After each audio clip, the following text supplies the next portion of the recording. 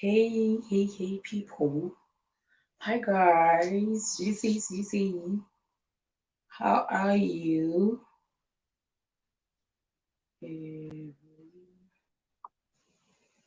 GC, guys.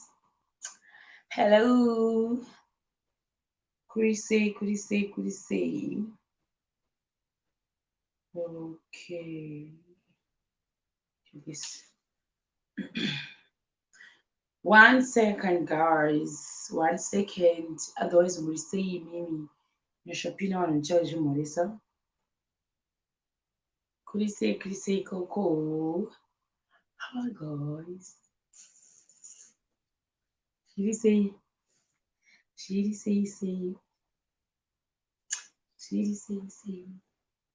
Hi. We say, guys, oh, just Lavinia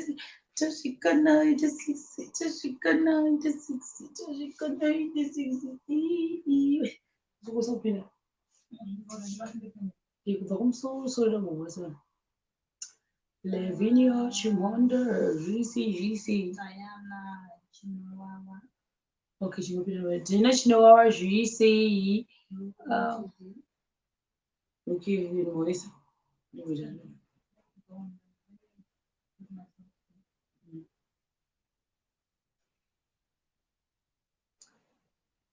Hey guys. Hello, Ru. How are you? Eusebian love. Urisei. Tari, Urisei.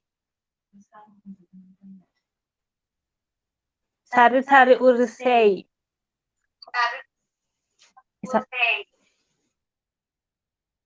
Fix the volume a little bit.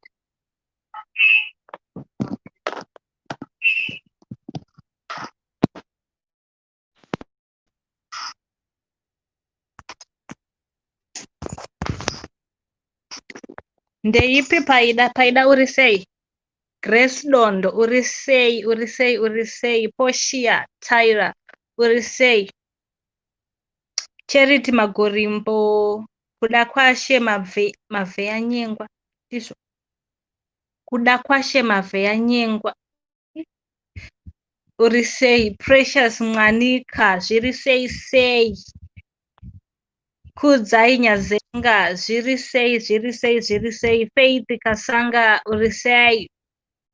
Then Paida Urisei. Paida was waiting and she was waiting for sure. Urisei. Ashia Mfara nechisi. Wasvika tapo hatapo tiri tese. Diana Chinowawa Urisei. Sisi Ran Murisei. Katiyo Modesta, how are you? Admire, how are you? Murisei Bamkuru Budi Bear, how are you? Bamkuru Budi Bear, how are you? Maria Mangani Urisei. Kudzai Nyazenga Ndambomoresa Urisei. Grace Dondo atotaura kuti team Admire. How are you, Grace Dondo? Nasi tine team Shema, team Admire. Mbondudzaiwo. Imbondudzaiwo mucomment section. Kune team Admire, kune team Shema. Ndigare ndatotorawo rangu side amana kozi nangu handina team ka. Saka ndatochinja nditoona ndaenda kupi. Team Admire, team Shema. Tuone ndeipi dakono ndeipi nombowina. Aona kuti ndeipi nombowina. Inenge yawina ndiri kutengera 1 t-shirt. Anenge angowina bezika ndikukuudzai vari kuvhota vachiti team Shema team inenge yawina ndiri kutenga ma t-shirt ndikukuudzai.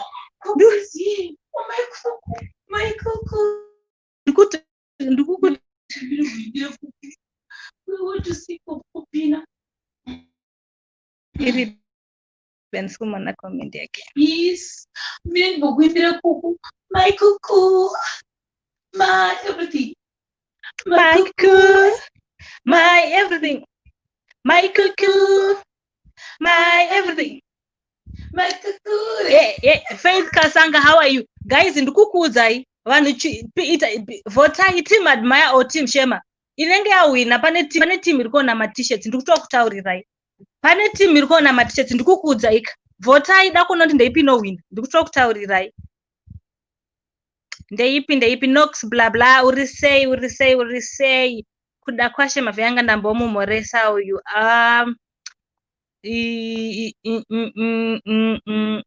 Charity Tapfuma, how are you guys? Handisi kuona mavhotsi enyu kuti team Admire team Shema hamusi kuda matisheti ndikukuonai zvangu ndikukuonai Dorcas Tiliboy, how are you? Tiribo Mashemarenzi rumbidzai magudu. Hi, how are you? Nolini Chiangwa Urisei Lokadia Chadunga, how are you? Vashet Kazinero, how are you? Hey, hi Shema, you are looking good. Paida said you are looking good. Hey, anzi team Chirandu, ndikungona team Chirandu. Saka muruti team Shema eskwita. Koma ruti team Shema ndevapi? Ndikuona team Chirandu chete team Admire. Ndikuona team Admire, team Gonogo. Koma ruti team Shema ndevapi amana. Saka murati Shema akatoluza. Sata tanga utamba game Shema atori muzero nechekare. Guys, guys imbomira izvozvo. Okay, team Shema. Bridget says team Shema. Yes. VCM said team Chirandu. Elliot says team Admire. Tafadzwa said team Admire. Nyarai ati team Shedmire. Uya atikuziva. Ichi ndo chitsotsi ichi. Yakaspoilika voiti. Hakuna chinonzi Shedmire panapa. Pane team Shema neteam hanzi team Chirandu na Beauty Madanire. Tafadzwa ati izvona team Shema. Nolin Soko team Shema. We are voting. Hanzi naono tiri kuvhota. Vhota itira kuona kuti wina ndeni Admire ari kutikunda shamari. Saka ndakutiza ndakuenda kuna Admire. Anchadi. Ndakuenda kuna Admire Shero sara wega.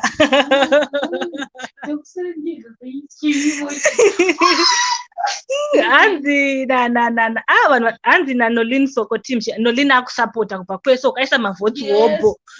Eunice ati team Shema, Eunice Mshambaro ati team Shema, Shane ati team Shema, Happy Family akusapota nasi. Happy Family kukusapota today. Happy Family uyu itai ati Shedmire uyu spoiled vote. Hakuna inonzi Shedmire nasi tina Shema na Admire. Cause tinonyatsonzwa kuti ndei Chevlin ati team Shema. Antonita Mtandu ati team Admire. Speaker. Team yangu ya wina. Team ya wina ndeye Admire. Dr. Mdare said team Gono. Hanzi neumwe team spreading wings and this beauty in the hivi.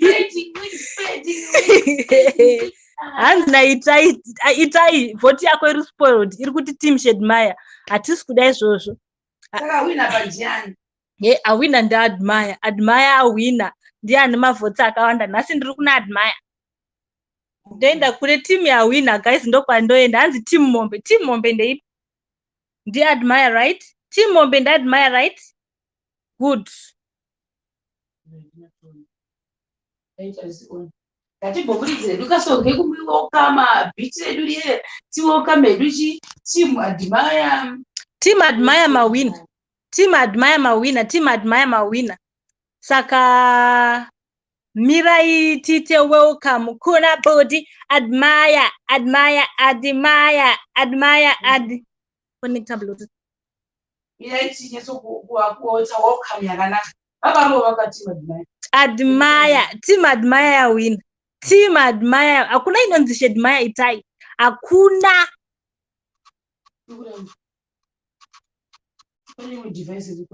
No, rangu rakadzima.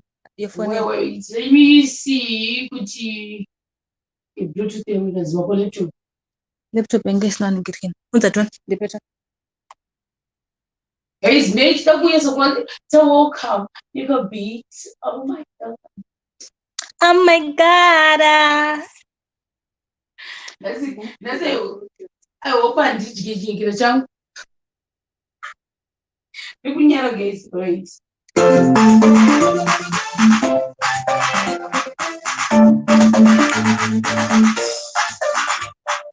welcome Body Admire. Team Admire ngatitambe. Sumuka titambe Team Admire takawina. Team Admire takawina. Team Admire tagara takawina. Takawina Team Admire. Okay.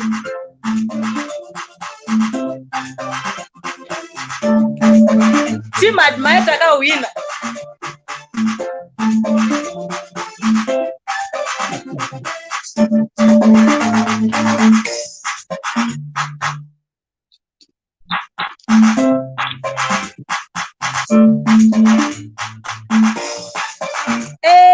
Team Admire, a team Admire, a team Admire.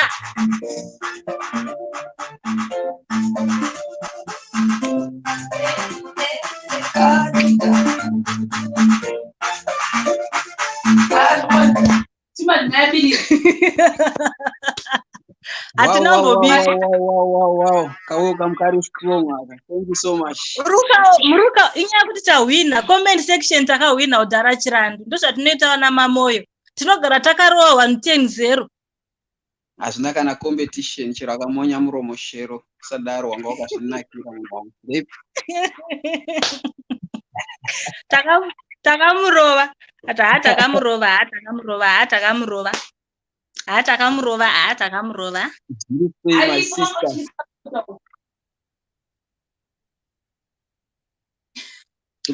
takamurova sister rudo upinda saka ngativapinzei waita zvaurira kuita. Yes. Okay guys, hi Chirantu na Shema muri boere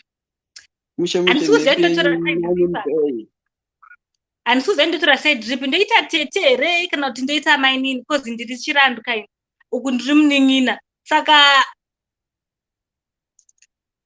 ndoenda kupa ndoenda ateam Admire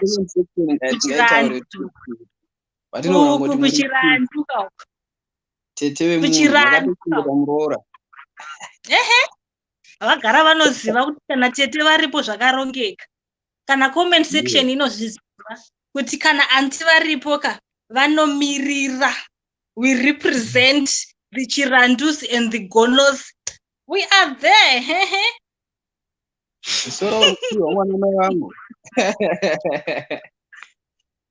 Ndicharowa nhasi ndovata panze. Okay. Before tatanga ndoda kumboisa sister Rudo. Pane zvavari kuda kumboita 2 minutes. Vangoita 2 minutes. Then wobva waita sei? Wobva wadisappear cause vari mumashure time. Vari mumashure menguva. Saka Body Admire musadzike.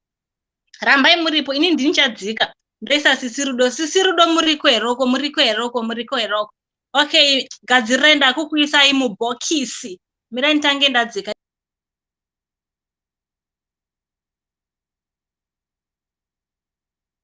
Visa mute chero.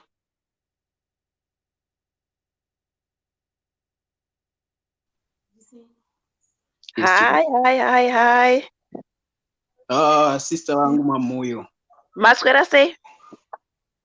Zviri sei. Ndiri right rangu rega tinyatsomwira mvura.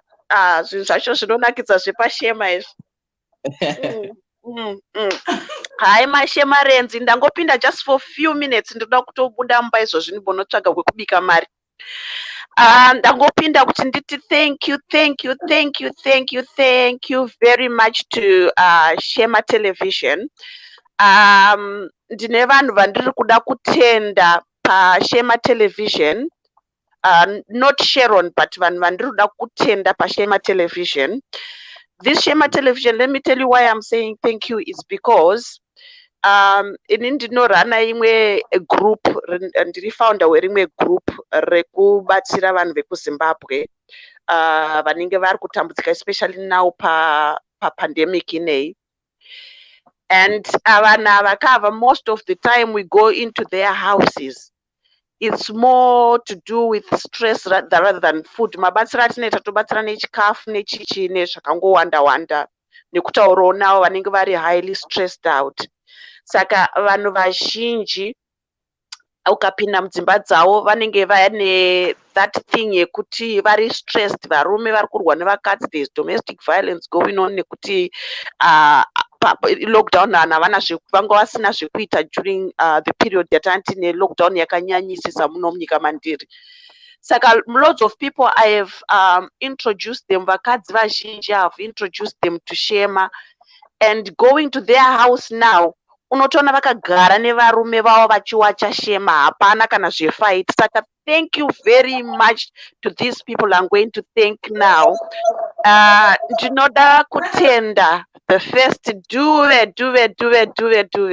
ndinoda kutenda Mbizi baba vaSharon, because without baba vaSharon hatimbokwanisa kuona Sharon, because for example if it was my mother vachiona zvinhu zvakawanda pamasocial media zviri negative, vanotondifonera kuti who have I offended, which one of my ancestors have I offended kuti iwe undiitire minana yakadai pasocial media.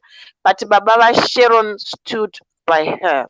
Ndoda kutenda mai vaSharon as well nefamily yake, beside the negativity inotaurwa nevanhu vanenge vasina zvavo zvekuita, vanenge vane mabasa akaipa, mweya yetsvina chichi, they are standing by her. Saka tinokutendai zvikuru nekuti during this time here on behalf of mamwe mashemarians neni wachona as well, there is a time ndine shamwari madoctors manurses as well vanga vari kustruggle a lot during time yatanga tine chirwere ichi karorina yakanyanyisisa munyika munomuka, vari highly stressed out, imwe isingatomboita. But through introducing them to Shema, zvese zviri kufaya, vakapa dzvanya ipapo paShema television zviri kufaya. So we want to thank you. I know Shema doesn't know how much she has helped people. She just think it's a simple thing, but it's not. You've helped people. You've been a painkiller. For Shema television has been a painkiller kuvanhu vanga vari kunetsekana and nevachiri kunetsekana. I know munyika munomu zvai a bit less, but pane dzimwe nyika dzichiri kunetsekana as well. So I just want to say thank you baba vaShema for letting Shema kuti ave netelevision iyi, because without you hatingamboiwana. I want to say thank you as well to mai vaShema. My appreciation to mai vaShema. I am going to buy a t-shirt for baba vaShema. Mbizi t-shirt iri kuuya. I'm going to buy a t-shirt for mai vaShema. I'm buying a t-shirt for Motion. I'm buying a t-shirt for Notion, and I'm buying a t-shirt for Washington. So those are the t-shirts that needs to go to Zimbabwe. And thank you very much, Shema, for the I do really appreciate on behalf of my friends Vanokuona, I appreciate. Thanks for being a painkiller. And ramba wakadzvanya ipapo, whether pane vari kufara kana kuti pane vavengi, ramba wakadzvanya ipapo. That's all I can say. My t-shirts ingai, and money I've put it in Auntie Eunice's account already. Ramba wakadzvanya ipapo. I'm off. Bye. Thank you so much. 5 t-shirts needs to go to Zimbabwe. 5 t-shirts needs to go to Zimbabwe. My Manjera, Baba Manjera, Notion, Motion, Washington. Okay, thank you so much. Thank you so Thank much. you. Drop me, ndanonoka. Okay. Thank you so much. Thank you.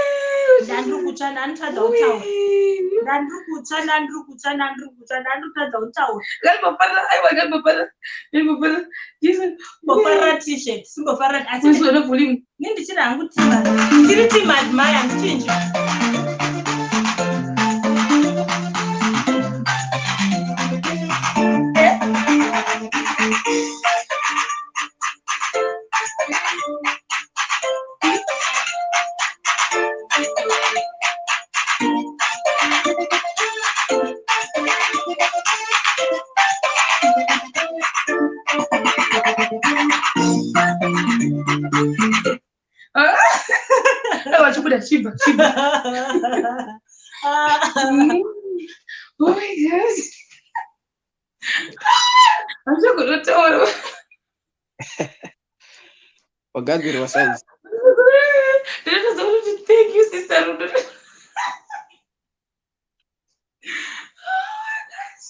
Wait.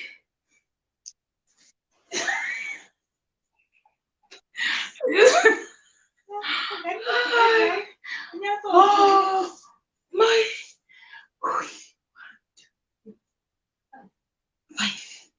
Jesus Christ. Jesus Christ. Jesus Christ. You, joy. What am I gonna thank you, Jesus? Jesus, thank you. Thank you, Nimashemayenzi. Thank you, Nilove you, no deeper. Thank you for Admire not to support every day, panel. Thank you, Nimashemayenzi. Thank you very much. I appreciate it. Thank you, everyone. Agataka initiative. Thank you, comment section. Everyone. Sister, no one wants to. Oh, thank you. Watch out for my own guest. Ndakuzvitaura kuti team Admire muri kuona team Admire. Team Admire makundwa. Muri kuona team Shema zvayaita. Oh God. Team Admire makundwa. Muri kuona zvaita team Shema. Muri kuiona team Shema yangotanga nekuti 5 ka1 haisifumira 5. Team Shema yazvivarisa. Yazvivarisa team Shema yazvivarisa. Thank you. Anyway. Admire. Amusi makuba mamoyo kumisa kuti Shema here. Ndochinja fast. Oh God. Thank you. Anyway, Admire show. You see. Yes, Chipo. Ndokro. Kwekuri kupesana ndechida kudzoka ndichiwana uchipenyerera zvauri kuita so. Really? Yes. Oh. Yes. That's always pretty stable. Kuno kuri bo wakanyatsofitwa nema t-shirts ega. Sure. Yeah.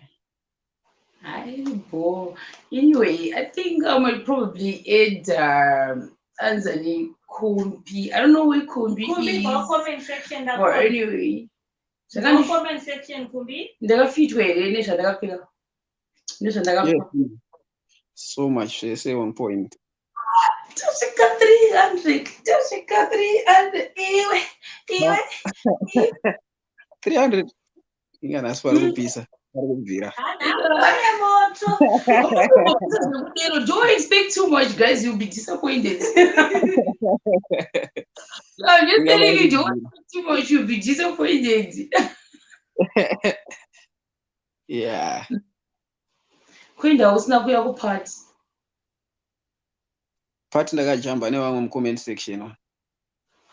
Ndiza kukuona ku box 1. Box times adzisanditenderi but ndakatochovha more than an hour mu comment section. Really? Bunzai aiverenga ma comments akatomaona. Ndataura na links tiri tatakagarira poto yemazondo. Saka ndo kwatakapedzera time tiri. Unomebhile vari sei? Vari boss tiri nambotaura navo. Handisi kuziva kuti vari kukwanisa kujoina here but nambotaura navo hava vari bo chaizvo. Iri bo. Ungoniswa. Ndakanyanyisa. Really? Kusingambududzewo. Ndada kumboshayikwa mubox. Topic ndo yazongondidaidza chete. Patopic ipa pasina option. Ndinovaradza maweekends ndisina pressure. Handanombokusuwa mubox kati ndanombokupinza mubox. Ndabva ndauya ndichimhanya pangonzi zita rangu riri kubox ndikati achiregedzai timboenda kubox. Really? Ndakazosimbisa karakarwa mawhite wood aya mabranded Shema TV aya. Yes, Shema TV. Anyway. So we know kuti ari kupi but ndakamira kumbi because kumbi ndinotibatsira zvatinoda kuita pane apa guys. Nhasi ndatsvaga mufana wangu kuku ndikati nhasi ukashayikwa palive ka. Kuku. Ndimuona kuyu majanga nedata here. Kuku is the dataless boyfriend of mine. Anga asina takuti mhanya. Womedo. Kumbi to the Kumbiren. Ndageza. I mean ndapinda.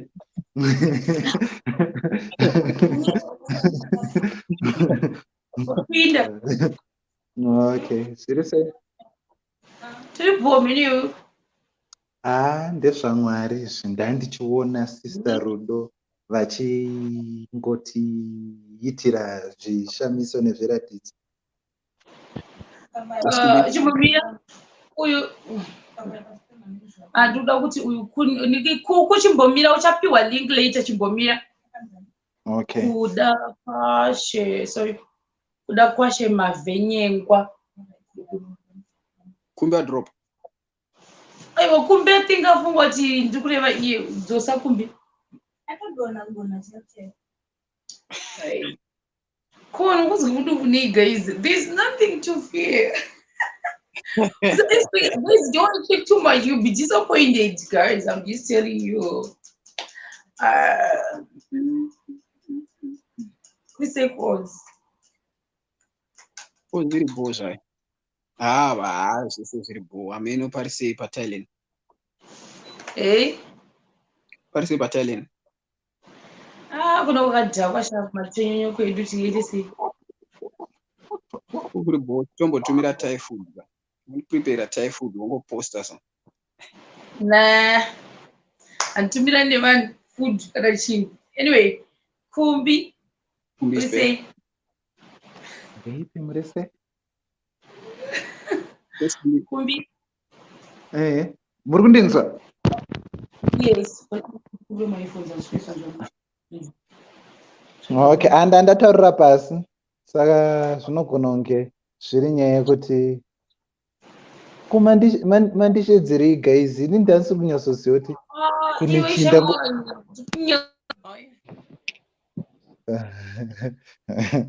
saka manje zvingaitewo pese paunongonyara Admire wobva wangonditi ndiri pese paunongonyara panoda muchuchisi here. Mwe musi you must get through your fears. Andinoziva zvinoita upenyu kuti pane mumwe musi wokungoti you know what, it's me against the world. Otarisana nezvinhu zvako so wakazvitarisa so kuti you know what, I'm conquering the world. We will not always be there, remember. But I can't conquer Admire's world.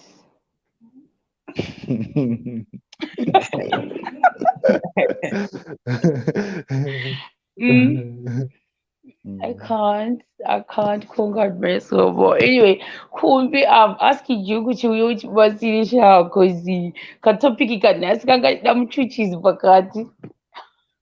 Oh, okay. All right. It's fine. Yeah. Why not? Yeah. We can do. Yes.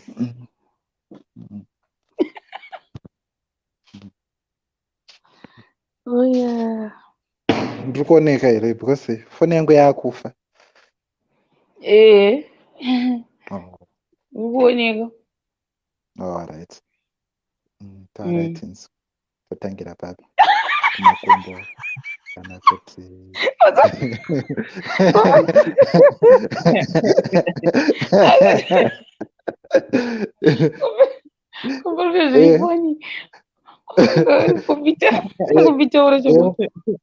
Koma ad. Totangira baba. Kumakombo, kumsoro. Cha cha cha.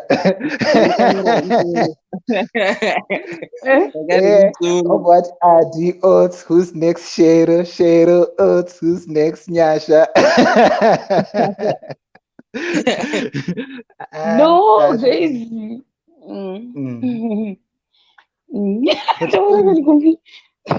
Shero. Yeah. Mkwashati shamuona rini wanyanyi ungoramba ungori. Aiwa, Kumbi, you know, so it's complicated. And My heart is complicate things. no, I can't do that. This is the thing. I can't uncomplicate my heart. My heart is entangled. No matter them tandem mom. So maybe after 2 years we can start After 2 years. dating. Mm. Okay. Zviri kuoneka, but so long as you are healthy, because isusu hatidi zvekuti tizofamba tichikuti une munhu usina. I mean, No, I don't have mono. I don't want to have mono right now. mukoma ad munozviona sei zvakanaka here kuti munhu agara ari ega?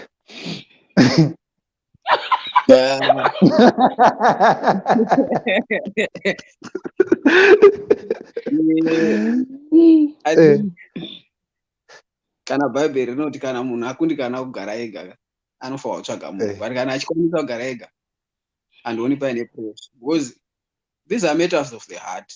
Munhu anofanwa kupushwa nemwoyo wake ndoita zvipi, because akasevenza nepressure zvemwoyo ndezvemwoyo, hazvidi peer pressure, hazvidi influence yevanhu. It's just munhu nedecision yake kuti amuka achisarudza zvipi, regardless of negativity inogona kunge iri surrounded, but mumwe munhu anogona kungotomira nemunhu wake kuti apa ndopandira. Uye kana even vanhu vakati mhanya famba nedirection iyi, iye anogona kutodimbura makumbo otokanda uko zvake otostika. Saka I think people should just respect Shero's decision. Ndofunga tichitarisa even time yaakawana closure, hapana kana madays, she needs time for introspection kuti atarise kuti zvanga zvichiitika muupenyu hwake zvii, ari kubva kupi, amire papi, ari kuda kuenda direction ipi. So kumhanya chaiko chaiko hakuna kwamunokunotsa munhu. This is high time we learn to support vanhu nemadecisions avanogona kuita. This is a very crucial decision in your life.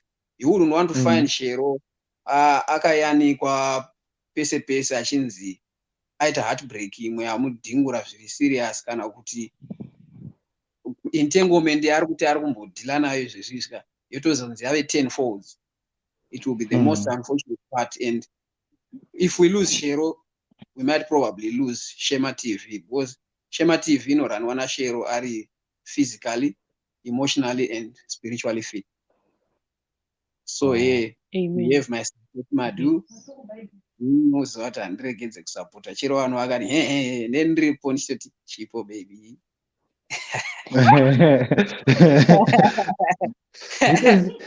because isusu like inini chandakungoona hangu like onachi like pane zvimwe zvinhu zvisi zvekungoti as people we cannot stop talking tichingotaurawo, and I mean, you should forgive us for being people. Zvesvi zvekungoti like singoti nichingofunga kuti munomecha vanhu, handiti achita mameched mix, saka handizozivi manje kuti like in such a situation how do you handle that? I mean, this is not a question to any one of you, angotanga like how do you see it? Zvesvi zvekuti pamwe vanhu vanongokupa kana munhu ubva watongonziwa kutodanana nanhingi and ato wako iwe pamwe usatwa like zvinoshanda here, or like in my case pane pamwe pekuti unogona kungopushidzira zvinhu zvazvaita, but I don't know, I mean, because I always feel like you're a bit mature than I am, or at least understanding some of these things.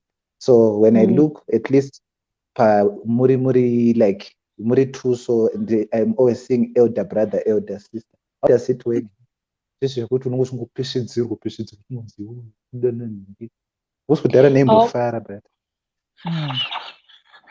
I hope I'll just answer in story yangu personally. Kupeshedzerwa it depends, because isitakapeshedzerwa but vana vadoko saka taitaka kujairira kupeshedzerwa, but kupeshedzerwa I only accept panhangu paShema TV. Zvazvo ukoko aiwa kupeshedzerwa ndichadi zvinogumira panapa patinopeshedzerana. They say you can peshedzera me, I don't care, because it's a game and it's a show. Saka tiri kutamba tichisparwa but kwakudzoko No. I think point iri kutaura Shero inoshanda. Back then tichaita take nema-African movie chikura. Pane moment yataimbofila kuti I think Rams Noah akatofitana naGenevieve Nanje. Pane vava given private lives avo I think vakatomechana nevanhu vasirivo ava ndio perfect match. But still I think vakangoramba vachingomira nekuti it's professional, vakasanganawo pamovie, that's it. Kunze uko they led their lives separately. And sometimes zvimwe zvinhu kana Mwari vakangoti apa ndo pane destiny yemunhu, zvinogona kusa chinhu chikatiro zvikaita sei. Chero tikaita 10 years ndichiuya mubox munomu ndichinyunguditsa Shero, panogona kungouya mumwe munhu in 2 minutes akatotipa muchato unogona kungotifadza panapa naShero. Motowana ndiri mumwe vanhu vanenge vari pamusoro kujamba kutobuda dikita vanotoshata kondeipi, because Mwari ndo vanogona kuva nema. I know some people will be very disappointed because there are a lot of people vamwe vari vanhu vane chiremerera chavo kuti wakatovatarisa vanogona kumira vari sevabereki, vanouya vane maadvice avo. Ini personally I'm not against them, vanenge vachindionesa. Zvimwe zvacho zvinonziwo vakuru vanogona kunge vachiona zvakatinakira. Vamwe vanenge vachitonamata, ndofunga pakatomboiswa munamato musomudhetwe, takatomboiswa munamato ngori serious fana. So wakaperera kumudhetwe munamato wacho. Who knows behind the scenes pamwe munamato iri kurohwa. Instead tolida malavu tichiti no. I think we have enjoyed this. We know how to separate totowane boundary ratinaro behind the scenes and box, and we forgive people for misunderstanding. Zvakawanda zvinenge zvichitaura, but I know Mashemarians they really understand. Most vanhu vanofollow this channel they know zvikuitika. Ukaona tunechitongobukira vanhu vasingazivi zvavanoita, and we are cool as a family. I'm sure this whole thing haisi kuzorarisa vanhu nebhutsu kana kuuraya ma-expectations anga ine vanhu. Keep on dreaming if you have dreams. Kana vanga vasina ma-dreams, ngatingoramba tiri mulene ratiri. Shall be well. I think that much ndinengeza bata saka isusu muri kungoti all we can do is kuti tongonamata tongoti Mwari, imimi Mwari ari kumusoro kudenga, ndimunoziva zvamuchaita.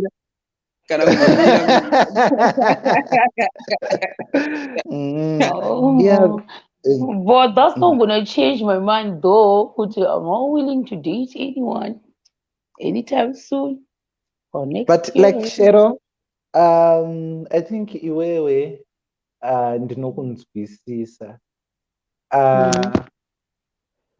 What could be that one thing that could change the way you see the world? But I'm unwilling to date. Chichingange chango chinja ozongwerekana watu wakudata. Is that likely to happen?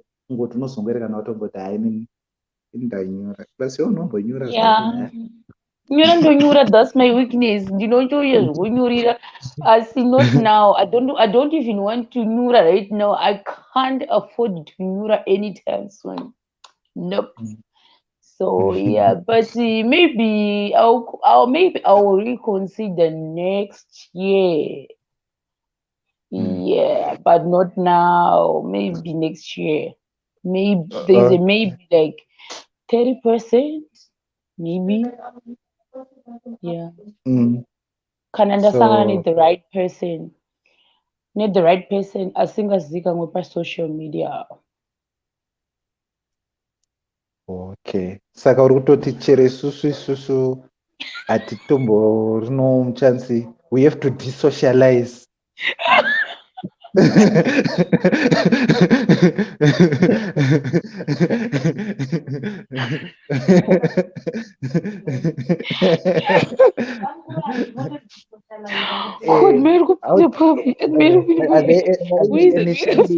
kuti ndafunga kuuya kuna Shero munofanira kutondishaya mukangona ndisipo pasocial media munoziva kuti that's my first step.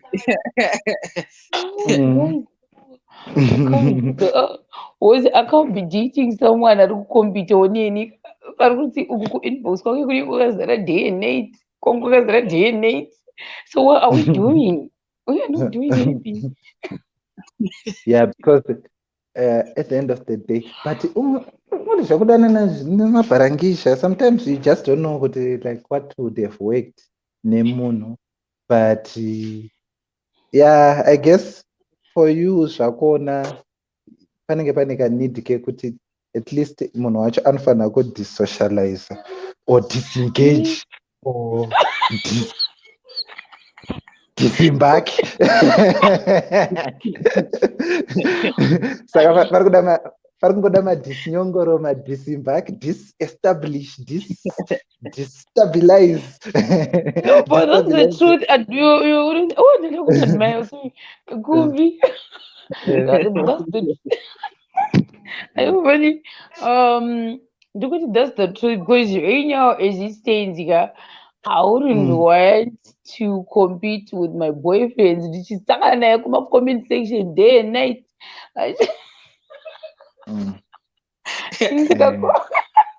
Ndikakomenda mbudzi iye kunokomenda mbudzi iyoyo saka tiri kuitei tichinyangirana. Ini ndikanokomenda nguruve iye ari kunokomenda nguruve. Ini ndikanokomenda kunatural hairs tiri kumuna arikoko ndikaenda kufashion police ariko.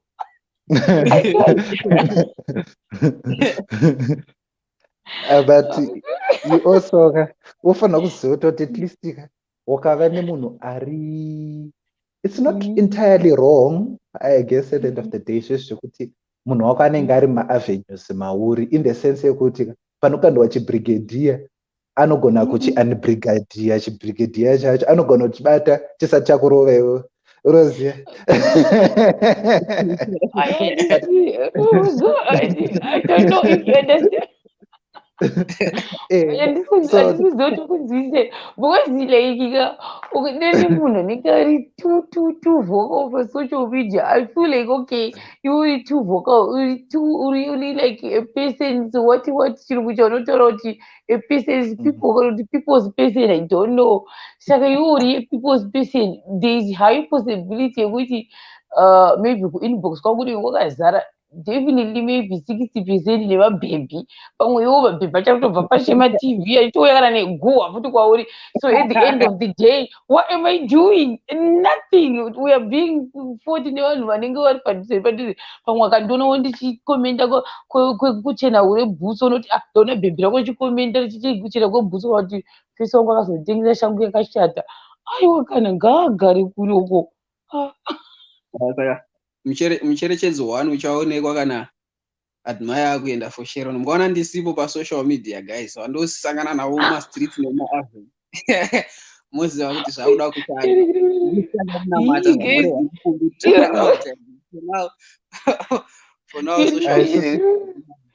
isusu pray kungoti chete mazuva tichakwanisa kufoma magroup, taitogona kufoma group remaprayers, vamwe vachibata maprayers kumakuseni, vamwe vachibata kuma3 because in fact ipapa even but inotombondinetsa ndechekutoti kana vanhu vacho muchiri kudecide, because reason yatangouyo isusu zvedu kuti achida kutongonyatsoziva kuti kana imi muchiri kudecide whatever works for you, how come is it kuti sometimes panombofita kunge pane ma-external forces, that thing yekungoti unozotoona kuti relationship haisi kufamba yega, iri kufamba nemweya, but sometimes haisi mweya yakanaka yese inenge ichifamba nerelationship.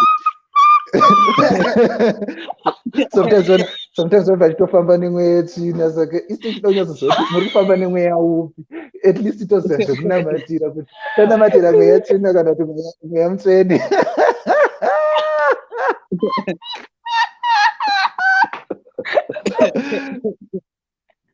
Oh my God, very crazy. I don't know. I'm not gonna talk anywhere, China.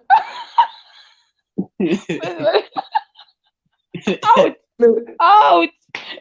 Because kune mweya wekuti unomuka wakafara, so uchinyatsorova Mwari makanaka, Mwari Ebeneza, otozoona kuti takadii zvasichada kuti ndirove. Saka irini what I can say before ndaenda zvangu ndezvekuti whatever you do, whether muri kuita kana kuti hamusi kuita, zvamuri kuita kana zvamusiri kuita, panongoda kungoti panamatirwe, because pane zvimwe mweya inogona kufamba inogona kukonzeresa zvamamusingade kuita, kana kuti mweya inofamba inogona kusakuitisai zvamamuchida kuita.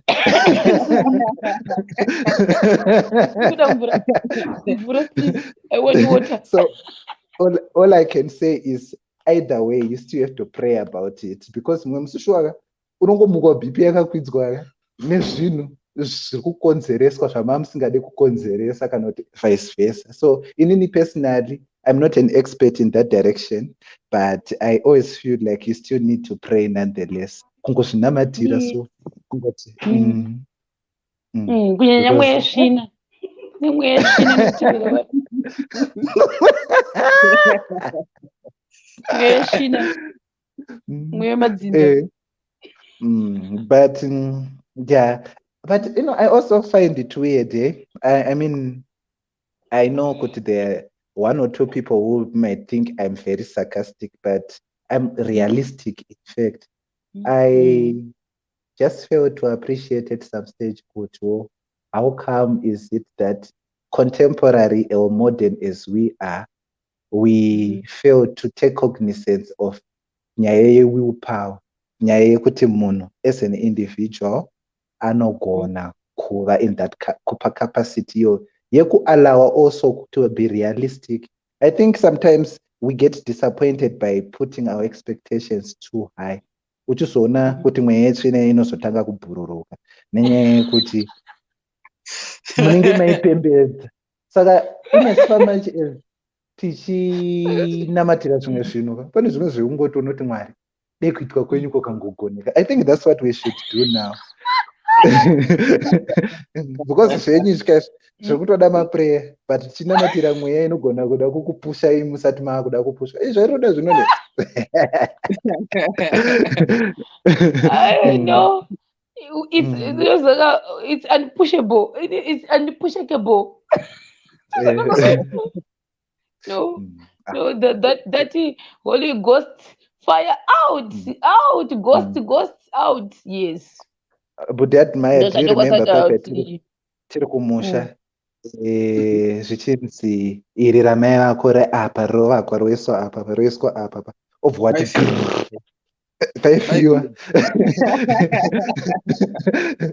So sometimes, you know what, I'm honest, and by the way, I respect, I love you Mkoma Admire, I love Shero that much with all my heart, and I respect her. But sometimes, you know what, if ever I've expressed anything against what might possibly happen, even if we cannot promise and we cannot guarantee, what I've always insisted is we cannot unganidza iri ramai vake rauyu toti irwai. It can't be, because zvinhu zvacho futi hazvitombode zveginde, zvinongoda kufutowa.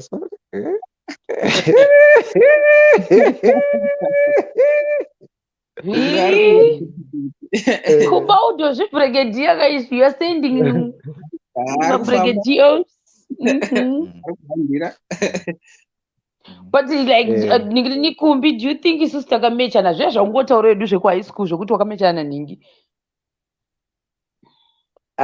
Kungomechana zvedu mukati okunzi ameno kunze ikoko uringoona ipapa. because mumastreet umo haasi kuita, kumastreet handidi kukurevere nhema.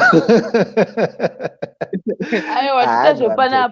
No, I'm joking. Actually, you know me, I'm just being light. Let me be honest.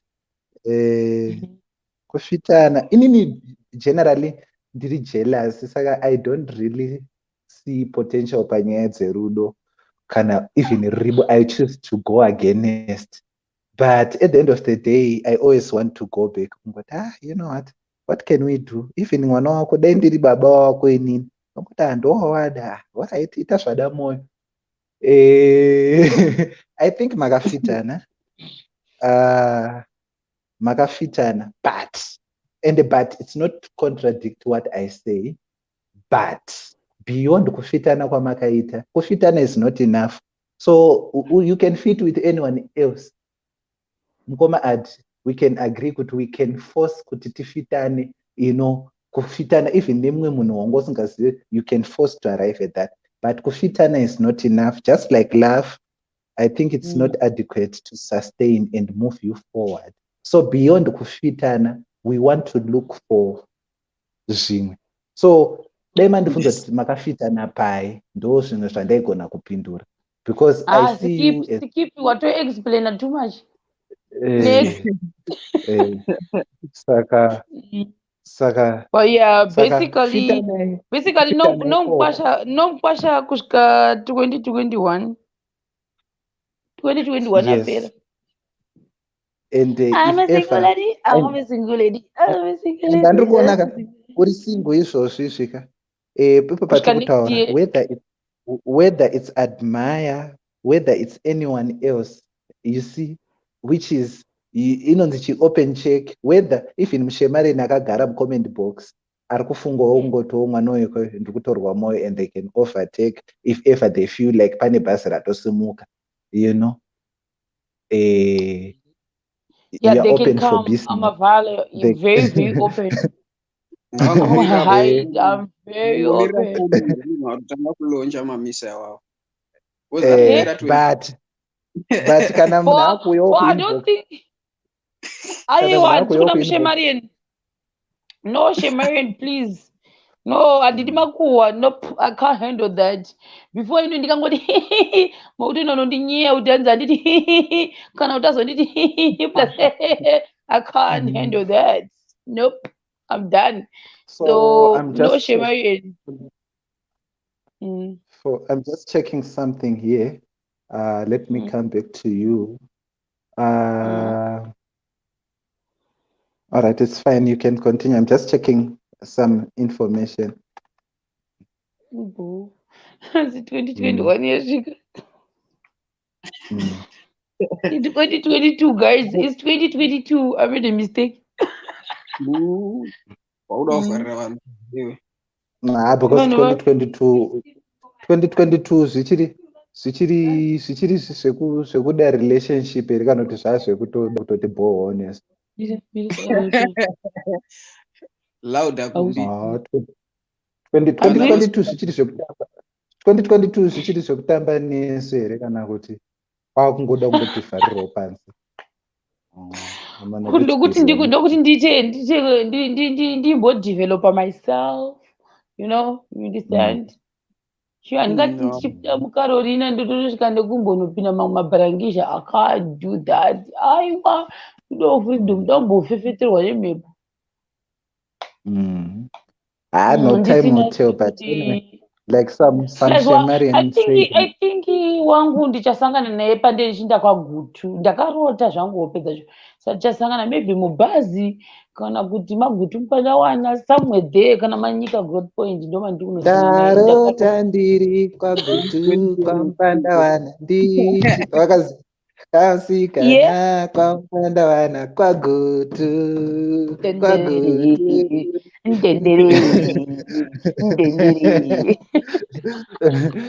no. At the end of the day tinongotiwo iteyameita, but whatever you do, I think apa patakungotaurawo semunhu mukuru, semwana mudiki ane brain dzechikuru. Whatever you do or whatever you don't do, whatever you do or whatever you don't do, expect kuti tiri vanhu, we have our own opinions and tichangotaura zvatinoda, and whether zvakubohwa whether zvina kukubohwa, but tiri vanhu tichangotaura, so just expect it. Toona kuti zvinofamba sei, but yeah, the best way to prepare for disaster is to anticipate it and know what measures to take, and trust me, you will not always feel the same, but when you have at least planned for it, unowana pekutangira toya zvedu tichikufunzei kuti saka mafunga kuti tiite sei nemi. Ndine nditori pagutu mupana paunenge uchindibvunza izvozvo wangu. I won't be answering that. Ndakudza wangu mune musingatombomuzive anenge asitomboti number one handingakwanisi kusangana newangu panenge pamwe anenge asangana nehazvanzi dzangu nana baba vangu nehama dzangu mumastreets achikata zviburegetia ndosvoderepi waimi mauya makapfeka matisheti akafanana like iwo une imwe futi white one.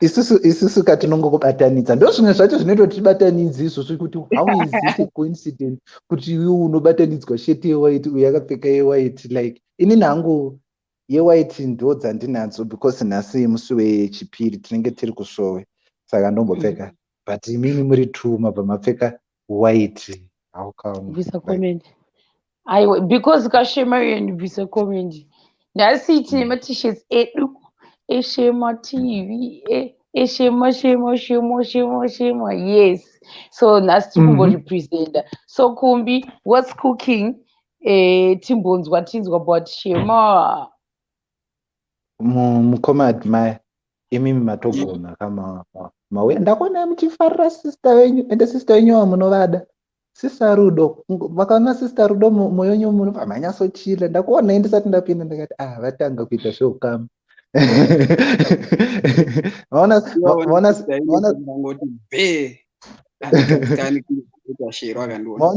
Maona sister Rudo zvavasiya vatiitira kusiya vatenga matisheti mangani 26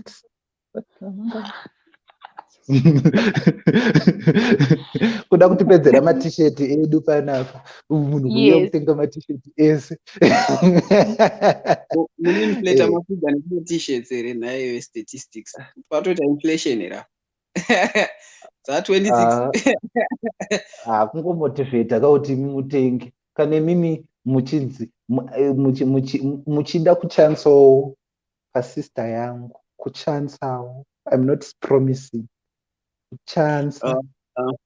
kuchansa we must support you must support us ndoda kuita I think it will be pointless kuti inini ndiuye ndakapfeka white t-shirt but mfana wangu kuku asina haazvigona. Kuku akanditangira kuproposa pababy guys. Kuku akatanga kuya nering panapa. Kuku ndimudhara. Kuku anolida t-shirt. Ndatomtsvaga ndikati mfana wangu uri kupi unofa wambobatika palive because pane zvidiki zvandiri kungokugaira. Kuku anga ari mubrain dzangu. Saka inini t-shirt yandiri kutenga iri kuenda kuna Kuku mondipa madetails ndotorova nePayPal right now ndobva ndazvivarisa. Kuku t-shirt yako iri kuya mufana wangu. Ngakusumirewo. Kumbi wacho udati Kuku apinde. Kumbi itakopa madetails ako upe uyu upe nyasha timapine. Okay, all right. I'm attending. All right. Rega ndimbo so guys link ndira Kuku. Guys link is for Kuku. Kana uri kupinda muno guys zvokubvunza kuti are you dating? Tatokudze kuti we are not dating guys. We're not dating. Saka please let's respect each other. Let's admire munhu uri safe guy. Indi ndinongotaurisa guys. Sangatambeti panapa kana futi ndatakangano kana admire asimo mu comment section guys ngatichimurespectewo tisangotamba nezita rakewo asipo totamboona kana auya kana apinda mubox guys. Hanzi neuyu ndikudawo t-shirt ndeyewanepi okay ndo zvatakuita now saka Kuku anzaniwe Kuku handiti une madetails ake here Admire umufonera apinda anga ari mucomment section man hasi kumuona asiriyo Kuku kana uripo upinda Kuku then ndeisa link so maybe madetails angu HH PayPal. Oh, okay. Saka ndatumira nyasha ndafungoti pamwe murudo nhombo dzangu dzichitupa date of death.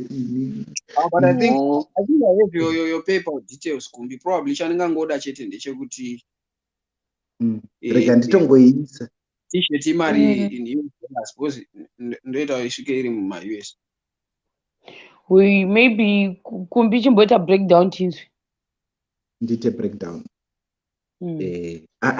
Inini since chirandu varivo vatanga breakdown tichanyaso breaka down.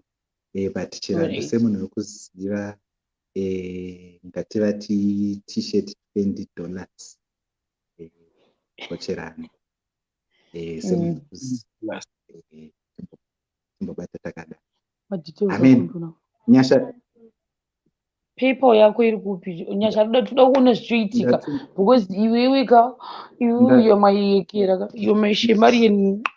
hold on. For the benefit of Okay. So ndikuda ku all right. Ndoda kutumira ku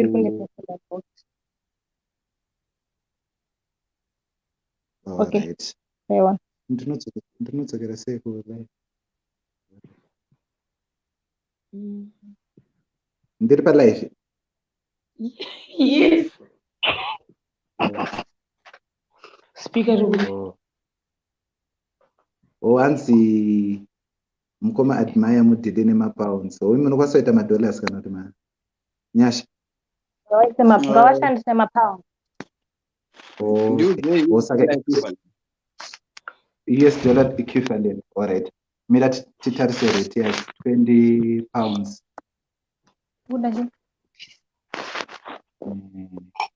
In what? In dollars. Okay. Apa ndikushandisa rate yekubhengi kamukoma tsano 26 $26 iyoyo. 26. Handanda kuchipisira. Apo pamunhu unochida nzvanzi yangu.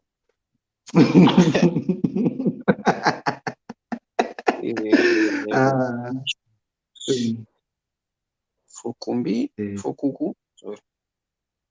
All right. Pamwana ane like uri wekombita nebaby wakutowana t-shirt. Nyasha ndakutumira PayPal yangu. Ndoda kuita. All right. Done. Let me just... Okay, I'm just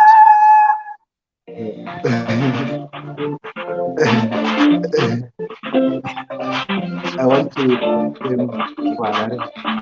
hey!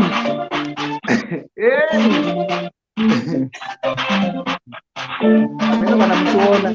Yafika hii. Ndio kusema hivyo.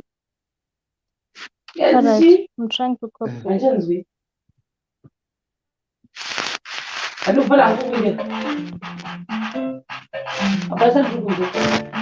Alright, ndotry kupa. Did you say 26 or 32?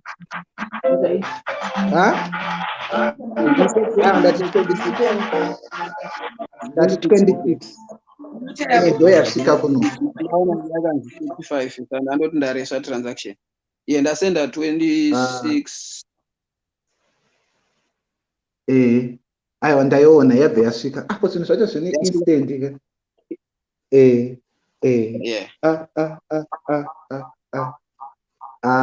Yasvika. Saka muri chirando yemashuwa ka. Ndatofunga kuti ndichirando yakapendwa kave kungudzo.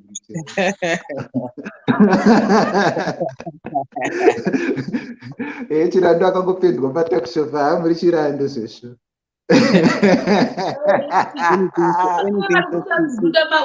Guys, handisi kuona madetails. Okay, ndikiti nathinki iwewe ndikiti kinika imbo kumbi chimbo explainira vanhu. I think ndokuti zvive clear because panapa ndakuona ma-conversions ari kutwa hobo imbo explainira vanhu the breakdown. Ndaida kuti because nyaya yema-t-shirt ka ndaida kuti tinyatsotaura nyaya yacho tibva tapinda tisati tataura maprice kuti vanhu vanzwisise chirando kana musiri kumhanya mubva manzwa kuti nyaya yedu iri kufamba sei.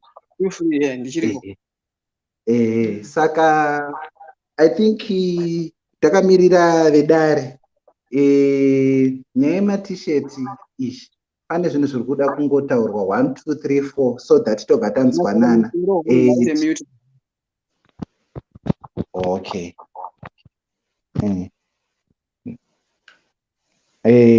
because saka maprices tisati mataura atichataura opade munhu arikufanira kudzima mashakana device rake one guy saying pa device rake.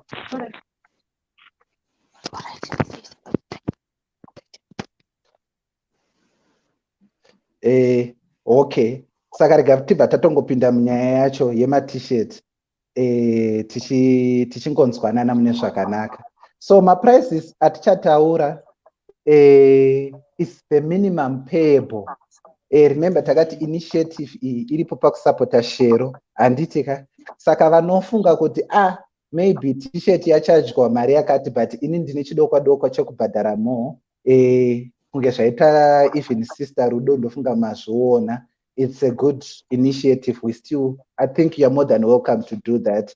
And also pane zvinhu zvatiri kunzwisisa kuti vanhu tinosiyana and we accept diversity, we accept variety, but for now tiri kuzvinzwisisa kuti pane vamwe vari kuti matshirt vari kumada pane mamwe macolors handiti, but for now we are only able to offer white. Even shero chaiye white akanga ati haanyatsoida, but for this initiative, for the sake of progress, we will still come back kunyaya dzekuti tizoona kuti vanhu vanosvambisa sei pamberi apa, but for now we are doing project white.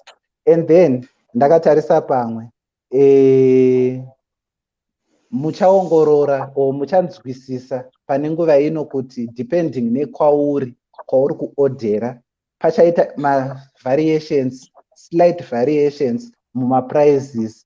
There are a few reasons for this, but the most important is that of production cost. Production cost yema t-shirts iri kusiyana by region, and we can only accept kuti chokwadi kuprinta t-shirt ku-UK nekuprinta neku-South Africa pane zviri kusiyana ipapa. So we have tried to do the best we can kuti tikwanise kuita move forward, asi tichikwanisa kuti vanhu vese vakwanise kuaccommodate. Saka iwo wakazofila unge ku-South Africa kwadhura kudarika ku-UK, handizive kuti unenge wafunga sei, but tazvi-explaina izvozvo.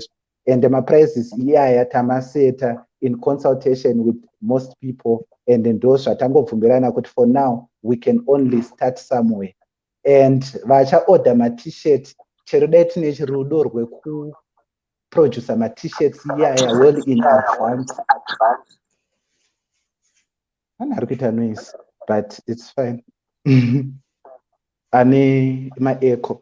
Saka chero dai tichida kuprinta ma-t-shirts in advance kuti tikuzoti vanhu vakawanda vachamada, we can only do kuapedza kuprinta nekuita sei once payment has been processed. Saka anyone who wants a t-shirt, they should pay for it. Ndo zvimwe zvatachida kutaura kuti you cannot come and say ini ndiri kuorder akati usati wabhadhara, because sometimes munhu anogona kuzotichinjira and sometimes mari yacho inenge iri shoma. So for the purposes of this initiative, we cannot prepare in advance of your request. And then muchaona kuti depending on where you are, you'll be assigned a representative anokwanisa kudhila nechaunenge waorder from wherever you are. So vari kuAsia nekunana Australia munenge muchidhila nemumwe munhu, I think it's Nyasha. Vari kuUK, Canada, and the rest of Europe and America, we are also dealing with, I think, Sister Eunice. Then vari ku-East, kuma-Arab countries, Middle East, I think muchadila namkoma matso. So you see now you'll be dealing with different people, at least paku-finalize, kuona kuti chinhu chatumirwa here nekuitwa sei. And let's try to understand kuti vanhu vese vava, even inini chero dai ndiri mushemarina akaita sei handisi shero. Saka kana tichiaproachana moaproachanawo zvakanaka, munzwisisane. Haikona kuti kana uchida kuorder t-shirt unotanga wati hi, obva wati hey, obva wati what are you doing, obva wamboti I want a t-shirt. So try to make it professional to the point yekuti you say ini ndinonzi Kumbi, ndiri kuSouth Africa, ndikuda t-shirt malarge 2, handiti then chakadai, so that munhu anowana pekukubatsira. Manje ukati hi, how are you doing, then ombokanganwa, then also of what I wanted a t-shirt, how much is it? Zvinogona kuti kanganisira izvozvo kuti because uyu sister Eunice as far as I know vanoenda kubasa nyasha anoenda kuchikoro anoitawo mamwe maerrands ake, so we wanted to emphasize nyaya idzodzo dzekuti kana waorder t-shirt, kana uchida kuorder t-shirt, whenever you go kubox remunhu or wherever you're going to end up being, make sure kuti uri kutaura nyaya yako snap snap snap snap snap and you avoid wasting time. And transparency is an ongoing issue. We are striving to reach the highest standard possible yet transparency. So once someone feels good about that t-shirt, as we said, number one, pay for the t-shirt, right? The payment methods or alternatives, we are going to indicate them. Number two, send your proof of payment to any one of the regional representatives or close. You send your proof of payment in the badar and kana isiri PayPal, because we understand that it's not everyone who is going to be using PayPal. So it will be appreciated if you send your proof of payment to the person in charge yekushipa chinhu chaunenge waorder. Saka zvindibatsirewo kuti utitumire proof of payment kuna sister Eunice but uchinyasozoti uri kuBotswana, because hapana havaziriwo vachakutumira. Saka you send your proof of payment to the person ari padhuze newe anditika. So that's number two. Number three, pautange wakuconfirm your payment or in your payment, find somewhere pekuti you specify your full name anditika, your full delivery address, kwauri kugara, kwete kwawakazvarirwa, kwauri kugara, kwauri kuda kuti kusvike zvinhu t-shirt.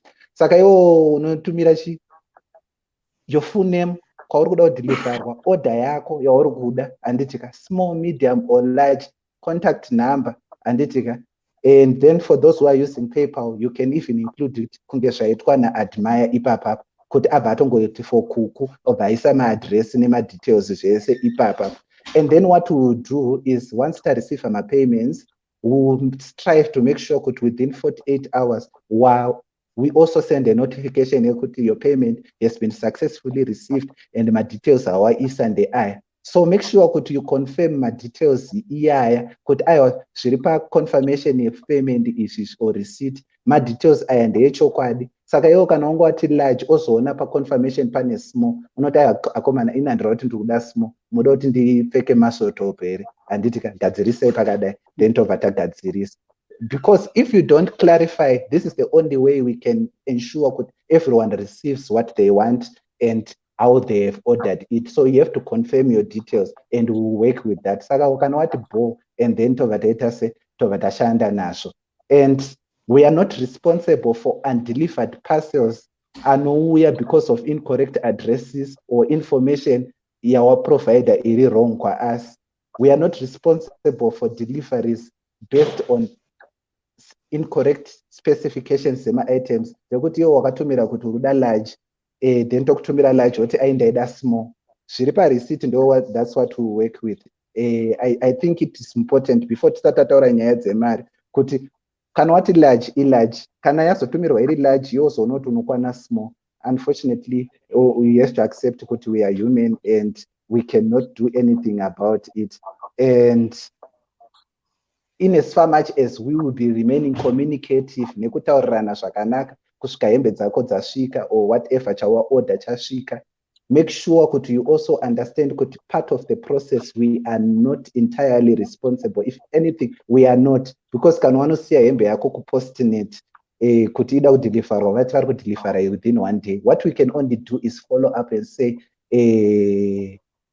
inonzi chi kose isina kuzosvika, but kana yanonoka kusvika iwo wakati uri kuida within 1 day, we are not responsible. So we'll try to be communicative, but make sure that you understand that we are not solely responsible even kuprintwa nechichichichi, but we'll try to be nice mukushandidzana tichingoshanda zvakanaka. And then for now, this is what we have agreed. Vari South Africa, muri kudhila namukoma kumbi. Mukoma muri kudhila neni. Ndaenda kutofunga kuti kumbi. Wacho mumwe munhu. Muri kudhila. Okay, let's say this. For those vari kuita PayPal payment, which is the recommended payment form of payment, there is a universal payment iyo PayPal yaiswa apa handiti Observatory International @gmail. So vese vari kuita payment whether uri kuAsia ukangofila kuti uri kuda kuita through PayPal then also no process yako kupedzisira uko nerepresentative wako, it's still fine. We will still communicate amongst ourselves kuti at least vanhu vePayPal vanhu vari kubatana nenguva nekuita sese, saka we can negotiate kuona kuti zviri kuita sei. So PayPal it's universal, hakuna imwe PayPal besides Observatory International @gmail.com. And then kune vamwe vane mamwe mapayment methods anoshanda kwavari asiri PayPal, handitika.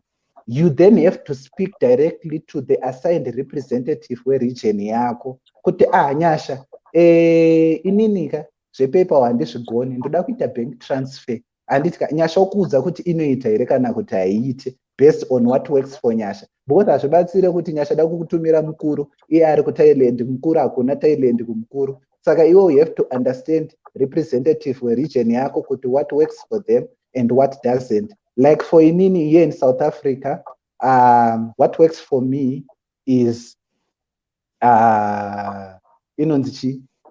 besides PayPal, I'm going to what works for me. So let's just go back to South Africa and rest of Africa.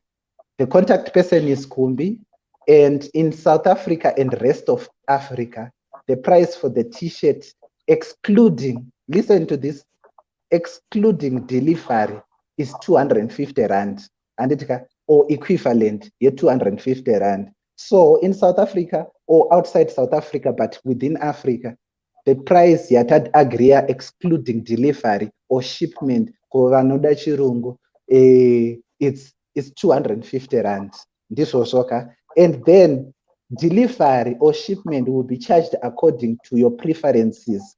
Ipapa pandakagara panapa ndaita ma recommendations ekuti we can use Postnet at least for my local deliveries, which is gonna be 90 rand more. So it's gonna be 250. For example, if you're in South Africa, wa order Dr. Mdare va order t-shirt yavo vari ku Cape Town, va order t-shirt, then 250 plus 90 year delivery is 340, and then ndo mari yako totaziva kuti wapedza. If you are in South Africa, unfortunately as of now we cannot know kuti if you are in Botswana how much is it gonna be delivery, and uri kuda rini, what's your priority status, uri kufila unge wanonokerwa ne t-shirt here to the point yekuti uri kuida izvozvi. So rather come to us or specify kuti guys inini ndiri ku Congo Brazzaville but t-shirt yangu ndiri kuida mangwana, then we consider alternative inoshanda for you, anditika. Saka that's what's gonna happen. For those who are in South Africa, well, I'm recommending domestic, which is non-express, and it takes up to between 3 and 5 working days to receive a t-shirt yako from anywhere in South Africa, but it's gonna be 250 plus 90. Kana uchifila kuti iwewe ndokuda kuti ideliverwe mangwana payapedza kuprintwa, then it's another payment form yakasiyana neiyoyo, but we will have to agree kuti what's gonna work for you, and then the rest of Africa will deal with your payment, but tabvumirana kuti t-shirt iri kuita 250 kunoko. And then for those who are in South Africa, ndoda kuti munzwisise guys kuitira kuti tisarambe tichingotenderera panyaya ya1, or if you are anywhere else out, kana uri South Africa, I'm not taking anonzi machi my e-wallet. My e-wallet, unfortunately, I cannot take because apana reference inonyasobuda zvakanaka ipapa. So besides kuita PayPal in South Africa, the only other working option is a bank deposit, a direct deposit. Again, for those who want to my bank details, once wango uya, then we can specify which direct deposit can you make, and kana ukada kuita bank transfer, so long waisa mu bank account really right. But remember, kana waita iri bank transfer kana iri bank rakasiyana nera uchapiwa, also allow kunzvisa kuti panogona kutora time yemabank unless wa clear there and there. So these are some of those dynamics that you should understand and avoid kutsamwa kana uchitenga t-shirt, because uri kusapota share. Saka iwe wakatenga t-shirt une BP yekuti zvinhu zvangu hazisi kufamba, it then ruins the whole purpose. Saka kana uchitenga t-shirt iliva nemoyo munyoro, follow up in a nice way uchiti akumbi ndaita deposit, yes my proof of payment ndadai sister Eunice ndadai, and then vari muAfrica vari kuda kunditumira mari yekutenga ma-t-shirt and whatever they're gonna send zveshipment and all that, ndinoaccepta Western Union neMoneygram. Kana iri Western Union neMoneygram, it may take me 1 or 2 days kuti ndicollect mari iyoyo, and then vachanditumira nemukuru kana kuti world remit from anywhere in Africa. It's a bit distance from where I live, so it might take 2 to 3 days. Ndati mupanzwisise ipapa kuti depending nezvawa method yawaita kwawatumira nematumira waita zvose zvinokaunta pakudhilivhara. Saka I want you to understand that. Then toenda kune team UK, Europe and America. The contact person is Sister Eunice for delivery in UK, for delivery in UK and not outside UK. So vari muUK kana uchizoti kabazi kauri muEurope imomo kanonzi UK, ndo vanhu vatiri kutaura izvozvi. For delivery in UK, kutenga t-shirt nekudhilivharirwa, it's 20 pounds. It's 20 pounds. Kutenga t-shirt nekudhilivharirwa. And then Sister Eunice vandiudzawo futi kuti kune vanhu vakati vanavo vari kudawo ma-t-shirt. Sister Eunice ndo vatikwanisa kutibatsira ikoko kuna mukoma Masawi. Vakati kune vana vari kuda ma-t-shirts. Ma-t-shirts ari kuita half the price and half. So which means kuti kana ari munhu mukuru is 20, kana ari mwana is 10 pounds. Including delivery in UK.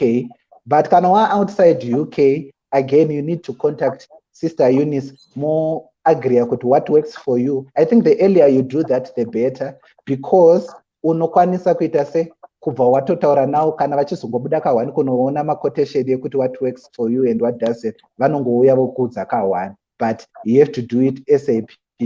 And then ku-Arab country, the contact person is Mukoma Matso, and Shero achakupa ma-details evanhu ivava vandikutaura kana mamu-approacha. I don't know Shero, vanhu ivava vanga vati vanozoda kuti manhamba avo uzovapa kana vanhu vangu vakucontacta iweyo instead yekuti aiswe panapa. So as far as I know, the only person vati vari comfortable kuti manhamba avo aiswe nema-details avo haisusu Dini naNyasha. I think munogona kuzvinzwisisa nokuti hatina mari dzacho ma-accounts or anything. We have nothing to hide. Kutamba hangu. Saka chero wakatibira zvako hazvinazvo basi. But Sister Eunice naMukoma Matso, who are your other representatives, vati vari kuda kuti nyaya dzavo dziite se muzopiwa ma-details acho, preferably naShero, then muzocommunicate now. So kana uri ku-Arab Emirates or any Middle East country or kunonzi kuti Arab countries or unocontacta Mukoma Matso, and then ndiye achakudza kuti iye anokwanisa kuaccepta which other payment methods other than inonzi chi PayPal yatabvumirana kuti it's universal. And Asia and Australia, Mukoma Admire, Asia and Australia muri kudhila zvekutoti ipapa padai mamusina kutumira iri PayPal muchifunga kuti PayPal hamugone, maidhila naNyasha directly okudzai kuti ini ndoda kuti mari muritumire kana kuti neWestern Union kana kuti nechi, depending on what works for Nyasha. So ku-Asia, you are dealing with Nyasha, and the price yema-t-shirt kana uri ku-Asia, it's 50 bahts, 500 bahts, 500 bahts, 500 bahts, 500 bahts,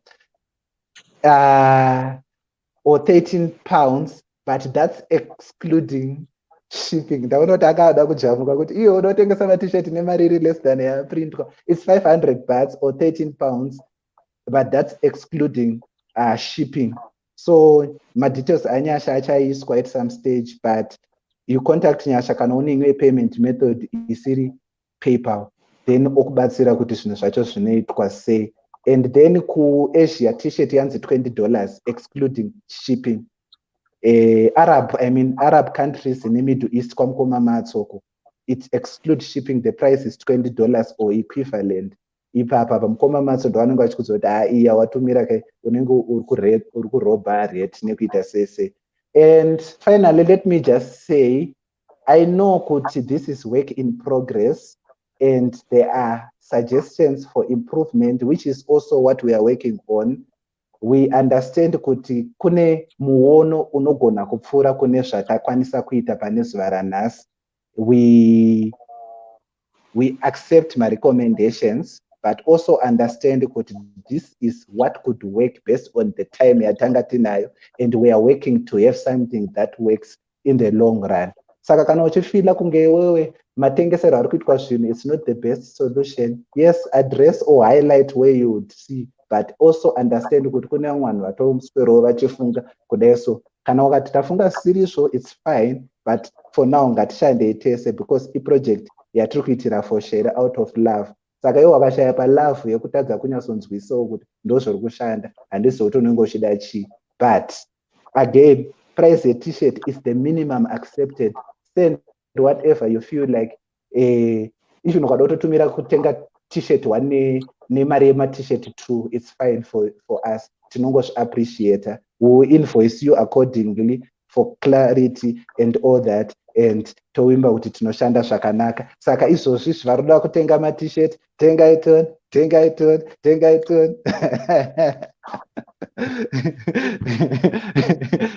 Mukoma Admire murozviona seizvo nasister Nyasha? Okay, inini ndanga ndoda kupindura vanhu vari mucomment. Sorry, just a minute. Okay, I wanted to answer vanhu vari mucomment section.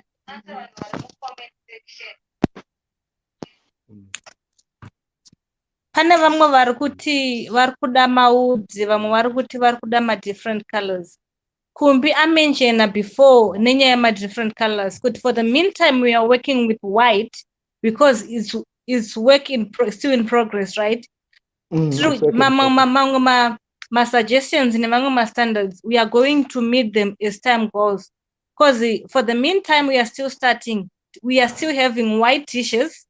And for my woods at Satan now, Kanata now will be updating you. Kutanenga chita mari, kaneta ma quotations but are in progress. Actually, tino shamuno dando shatino ita.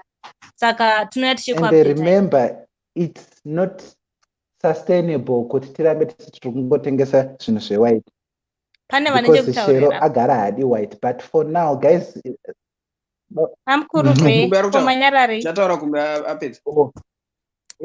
Ndachida kungoemphasize point yanyasha kuti yes, tiri kutozviziva. Kana ini ndaitoda wood, indofarira ma-half jacket and all that. So the whole process, I think ndaenda kutobuda hangu munyaya. The whole process, we want to have that platform where you just go and order yourself usina kutaura nemo. But that process iyoyo iri kuda kuti tinyatsozvigadzira in a way that hapana ma-loopholes, hazvihekwe, hazviitwe sei and all that. So for now, allow us to be manual and allow the process to take course. Nenyaya yekuti tikada kumhanyirira zvacho zvatiri kufunga kuti zvinoshanda, tinogona kupedzisira tatsamwa. Shero wacho akuregreta kuti ma-t-shirt acho akaitirwe. Remember, takati tiri kufarira Shero. Saka already dai kunzi zvinhu zvacho zvinenge zvitori straightforward, Shero anofanira kunge asitoripo zvake panapa. But for now, we are also working nenyaya dzakawanda, transparency and all that, kuti tikwanise kuricha what we call is a middle of the road position, yekuti we make sure kuti munhu wese agutsikana nezviri kuitika. Saka we are going to be as professional as we could. Unogona kutoshamisika kuti ndinyashera anoseka palive, but anyatsokudza kuti t-shirt yako ndatumira zvakadai kuti tirambe tichifarirana.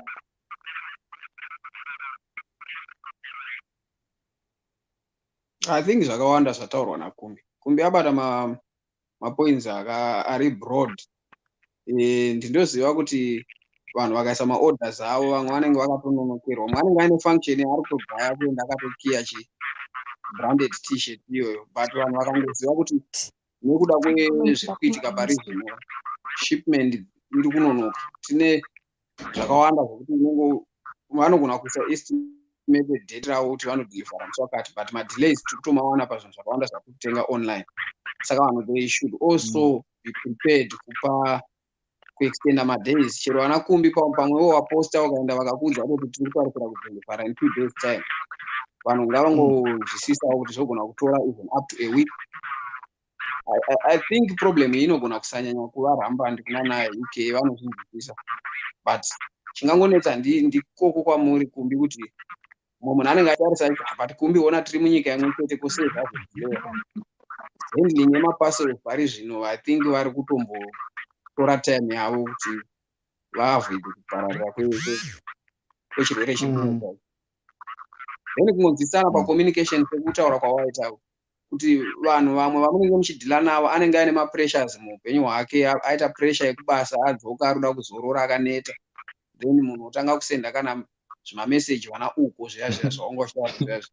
I think kana kusangova respectful kuti akosaka nanhasi hamusati matumira t-shirt yangu chichichi, probably kuna printer kunogona kuitawo madelays, zvakawanda zvinogona kungoitika, ma-inconveniences anouya i-production, havagoni kupredicta kuti pangaita inconvenience papi, zvongoda mwoyo murefu pazvese, because we are doing this out of love. Hapana, I think hapana profit iri kubuda, because at the end of the day pane vanhu vanogona kuzongo infiltrate because pane vamwe vanenge vari against madevelopments izvo, vanogona kungoya nepoint yekuti iwe t-shirt yako yakanonoka nemadays, payangononoka pakutozobuda maarticles ekuzonzi vanhu vari kudyirwa mari kuna Shero, of which Shero haatozi part of this whole thing. So vanhu ngatingozama kungova one family, tongonzwisisana chete, zvakawanda kumbe ataura zvake, hapana zvaningawedzera.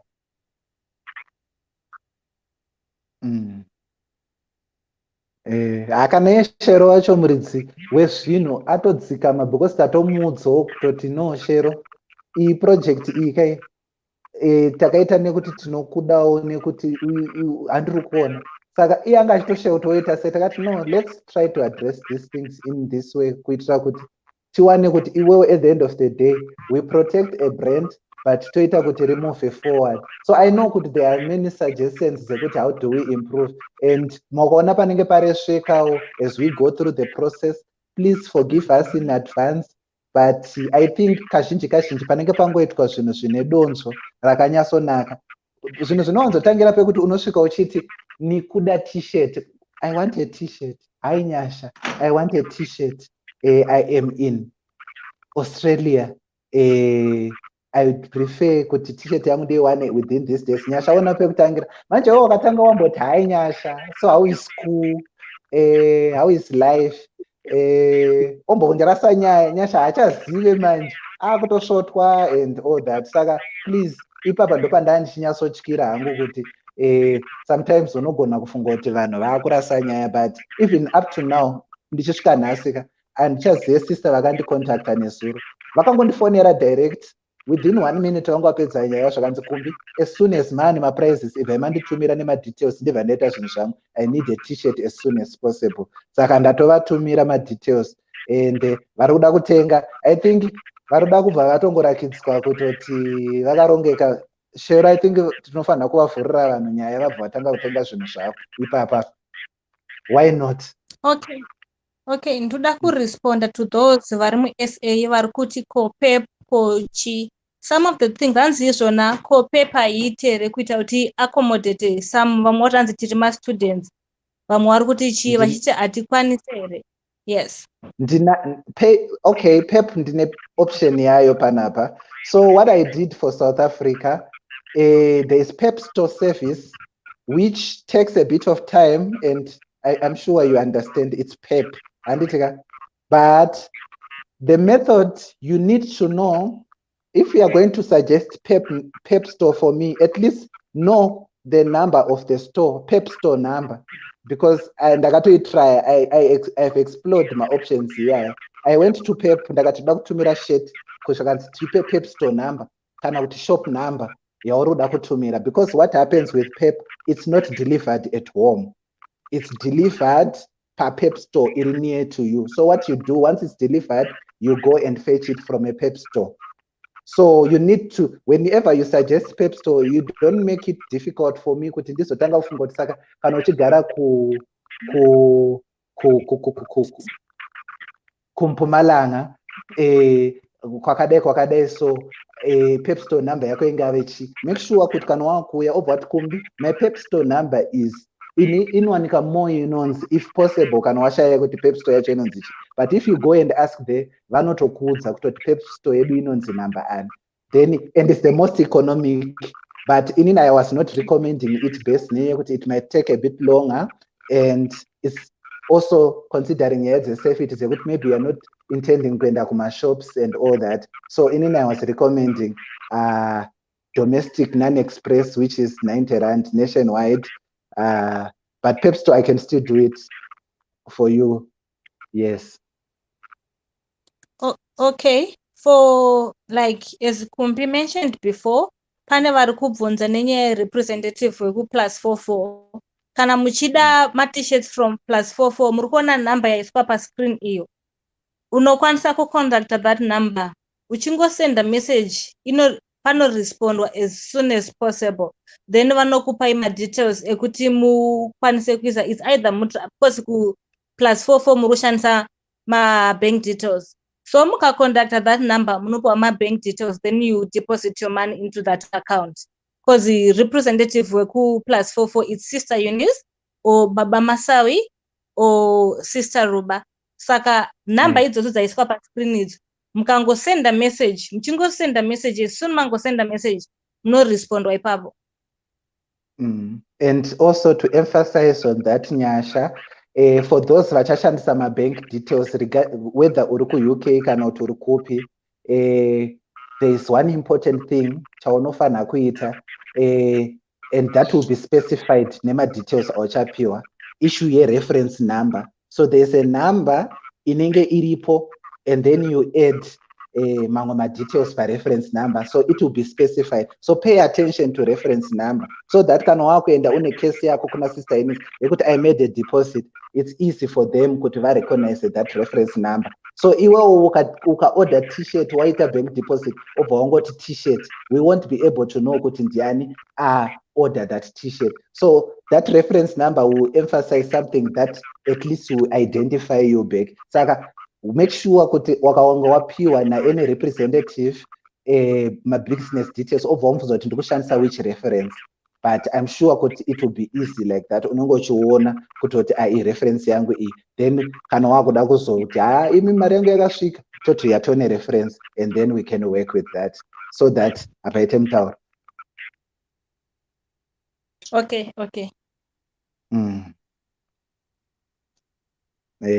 Pane zvimwe here to add on, tomboti maybe you tried kunonzi kuita sei kana kuti number handizvi pascreen pachine number 1 iri up, ukatongosenda message whether uri kupi, ukasenda message to that number iri pascreen, whether uri ku+44 uri ku-South Africa uri ku-Asia uri kuma-Arabian countries, ukatongosenda message to that number inokuresponda and inokurefer ku the person ari kwaunoita sei kwaunenge uri. Ende ukatarisa pascreen again panenge paiswa dzimwe number dzakumbi nenumber dzangu, so ukasenda message kune number dzakumbi which is South African number and my number is the second number, the +661. So ukangosenda message, go straight to the point. Business, we are talking about business here. Totongotaura business ende kune vatotanga kudhara kusenda messages hainyasha ndiri kuda t-shirts zvakati zvikati, ukazotanga kurebesa conversation, some of us hatisi good mukunyanyotaura zvakaita sei zvakawanda. Saka tikatongotanga takataura, because inini ndikaona kuti number handisi kuiziva ende munhu wacho zvaari kutaura handisi kuzviunderstanda, ndogona kurasika ndotoignore. But ukangoita straight to the point, hainyasha ndiri kuda t-shirt, something like that, ende zvatofamba hazvitori nguva. Ukada kuzotanga una kumbi anenge akufunga kuti panapa namba dzikazobatwa nabhei tichaura nethis person chii chinoitika, anorohwa nehana, handi muri paona. Saka kana waenda kuinbox, go straight to the point. Ende kune vatotanga kutosenda mamessages, ndikutomaona kune vatotanga varipo vatotanga patone 3 vatotanga kusenda mamessages. Okay.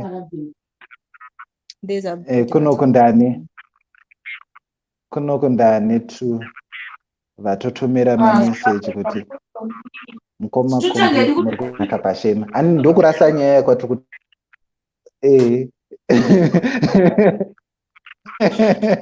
hanzi mukoma kumbende muri kubuda pashema, ndikudawo t-shirt, where can I get one? Okay.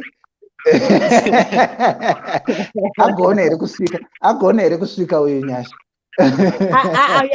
atry. Yeah, stress chinaka atoda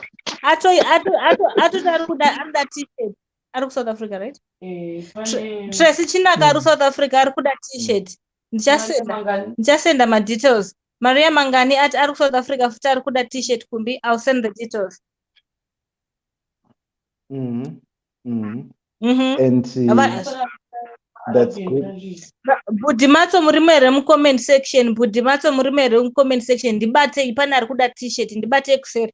Pana ari kuda t-shirt. Iwo Budimatso dai vambopinda ka vambonyatsoonekera ka kunyatsoti mari yenyu ndiri kutambira.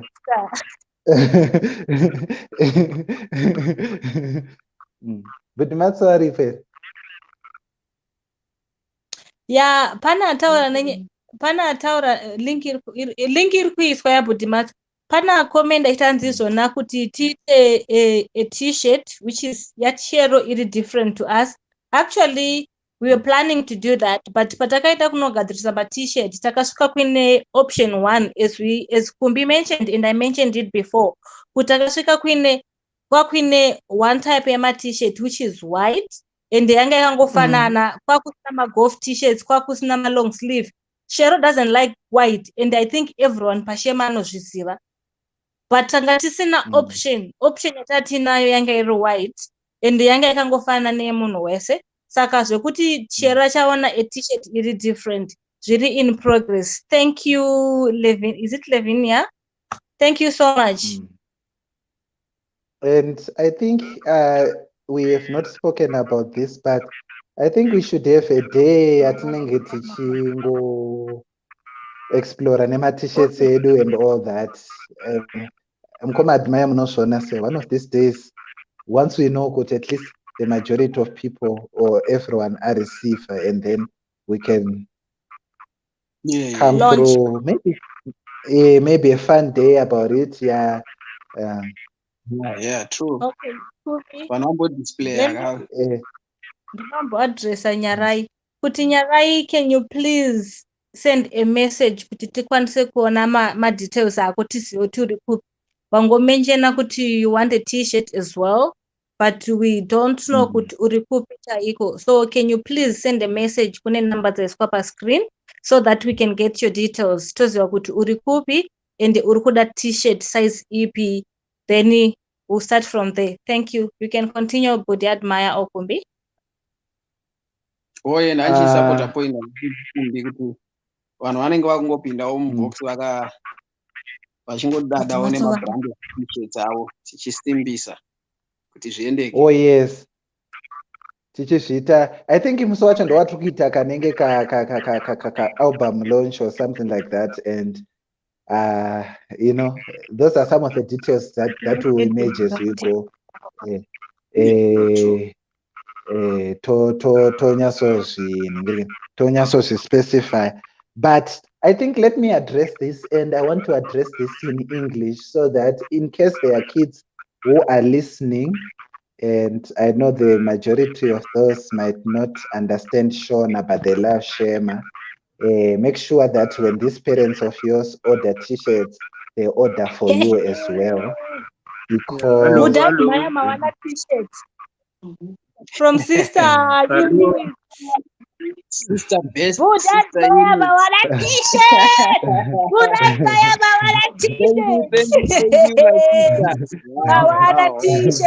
t-shirt. T-shirt. Budi Admire Mawana t-shirt. Yay! Thank you, Sister Eunice. Thank you so much. Shero sarwadzi wewe. Mbufara onene.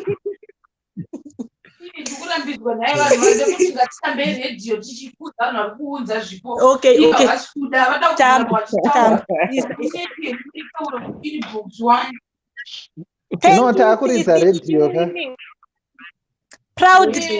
Proud Kabini, please inbox us. Pane number dziri pa screen. All right, pane number dziri kuiswa pa screen, inbox us kuti tizive kuti uri kupi. Okay, mira timbotamba.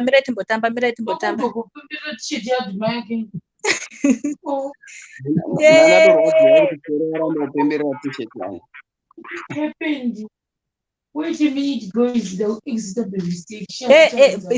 Isa music.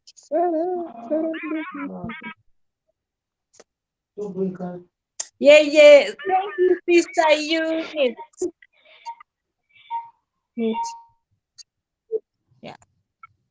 Thank you, Sister Eunice. How are you, Budimato? Fine. Kufara. Oh, nhasi ndiri kufara matisheti ari kutengwa Budimato, ndiri kufara. Vanhu vanga vari kubvunza madetails enyu vachiti ko vari kuma-Arabian countries uko. Okay. No. Inini muno around within Saudi Arabia munhu ari muno anokwanisa kundisira pa STC pay ndofunga vanoiziva. But ari outside Saudi Arabia ari Bahrain nedzimwe nyika dzese within Middle East, I think mofanira kusendera mari kuna Sharon direct, then ondoudza, then indoita shipping tozo calculate ipapo. But within Saudi Arabia, isai mari pa STC pay, I'll give Sharon. Okay. Let me help you on that one, Budimato. For Sharon, Marika is from account ya Sharon for the meantime. Ano confusing. I'm not pinda mari dzakawanda account market. Saka avano isa pa PayPal ya Kumbi. Okay, it's either Kumbi or kwauri. With PayPal kuno kunoti. Yeah. Saka it's either kwauri kana kuna Kumbi. Then one sendera there and there, then to my details. Saka my details STC pay, I'll give Sharon. Okay. You can actually give it now so that she can pin it on pa screen. Okay, I will give you. Okay, thank you so much. Okay. Kwemimi sei t-shirt yenyu yakanaka kudarika dzedu makagadzirisa. Andi ndakagara ndakudza. Kumbi ndakakudza kuti tiri kurova nechekusei. Neutoti t-shirt iwe isita kuitwa kunge tisina kupfeka ma-t-shirt. Kufitwa ne-t-shirt kunge makagadzirwa makatoipfeka. Pamwe yakaisi original. Pamwe yakaisi original. Kana paine anofunga ndizvozvo chete. Kana ngatimbofarire ma-t-shirt.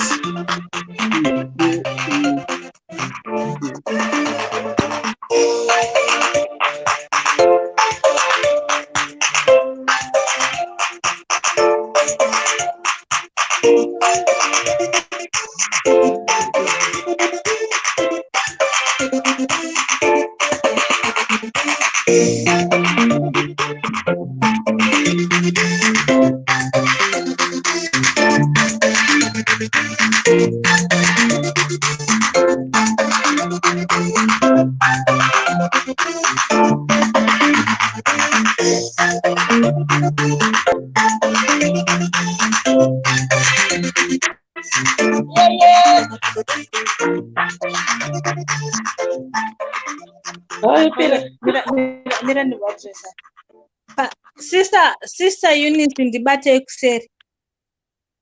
Sister Eunice kana baba Masavi kana Sister Rubatsiro ndibate ekuseri.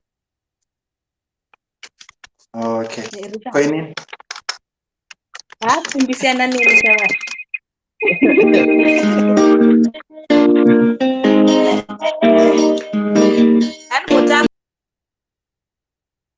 Ndabatwa nemumwe zvikanzi Kumbi ma-t-shirt ndiri kumafara and ndiri kumada musoro pangu.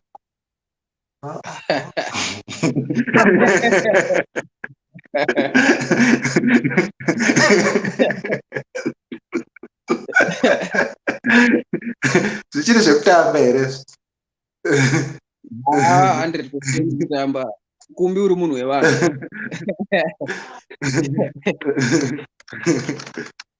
Zvakawo. Yeah. Kwara radio. Vari kunzwa radio vega ka. Ndizvo zvavanoita. Vachitiburisira.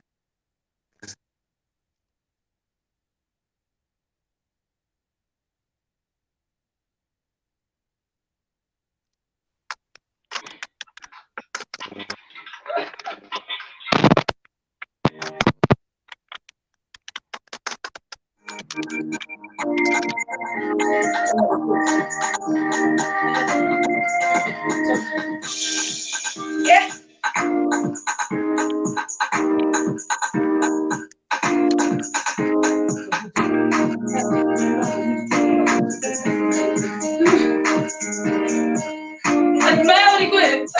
Zvakanyanyisa.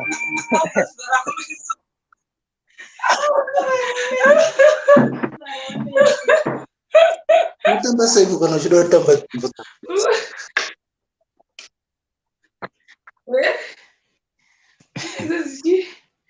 Admire Anzi unotamba sei Matumbi?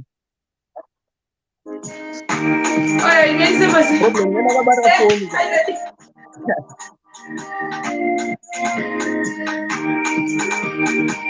Bobo unenge wabara phone.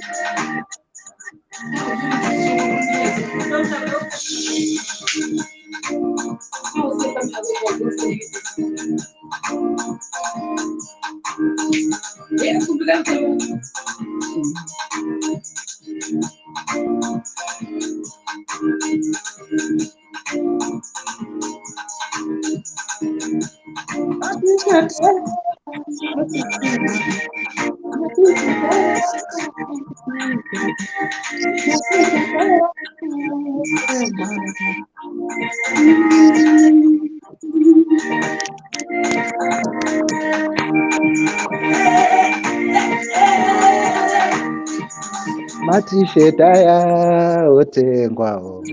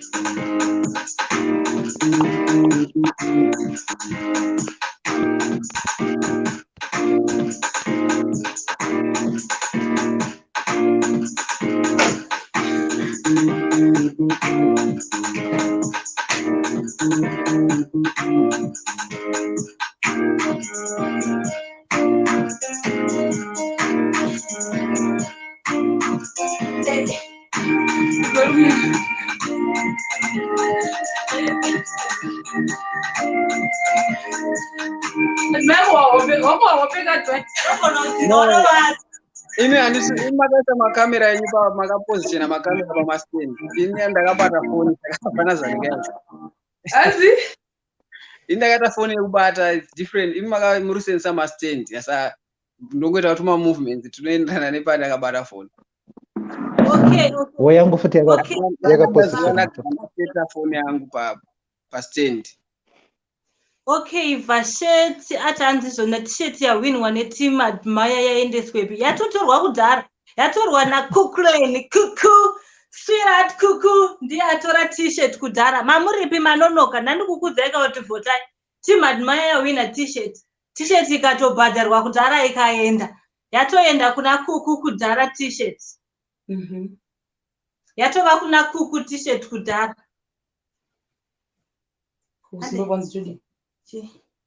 Okay, vari kuZimbabwe munobata kumbi.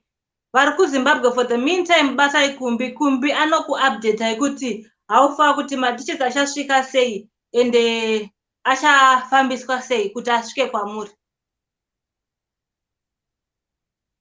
For those vari kuAfrica vese team Africa yese ngaibate kumbi. Mukangobata kumbi ndiye madhira acho. Ndiye akabata sando dzekuAfrica. Isusu kuAfrica. Saka Africa kwakabata. Anzi anonzi musoro bhanga.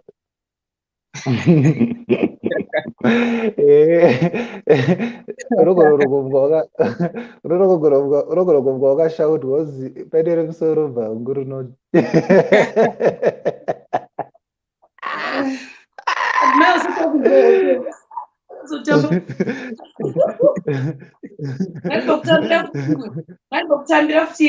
Wait a second. Are you ready for the other one? T-shirt ambo yozotende. Auya anga kuti atadza kupinda. Oh. Yes.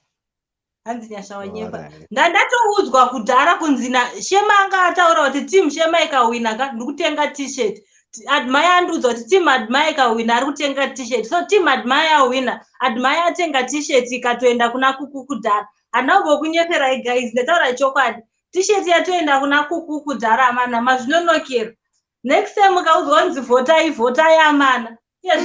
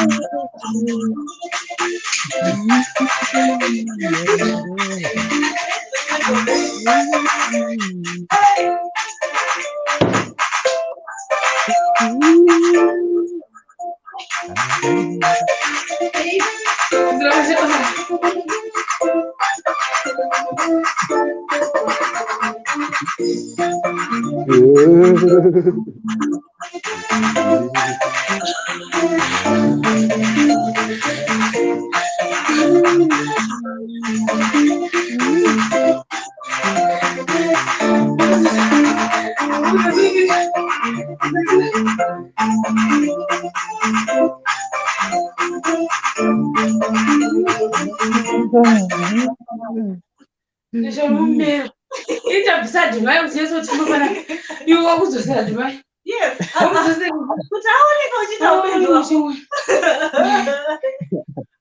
Anangobvunza kuti jamba hey. Enda pakati.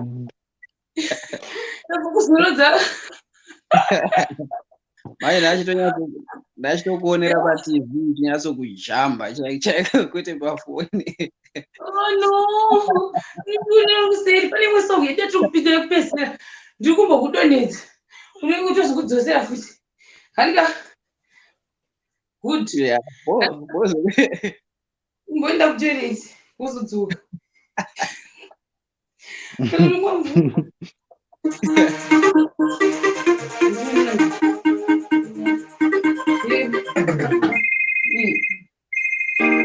Pane kana yasvika panonakidza ndoda kubvisa pakamera winji. Iyi inonakidza manje.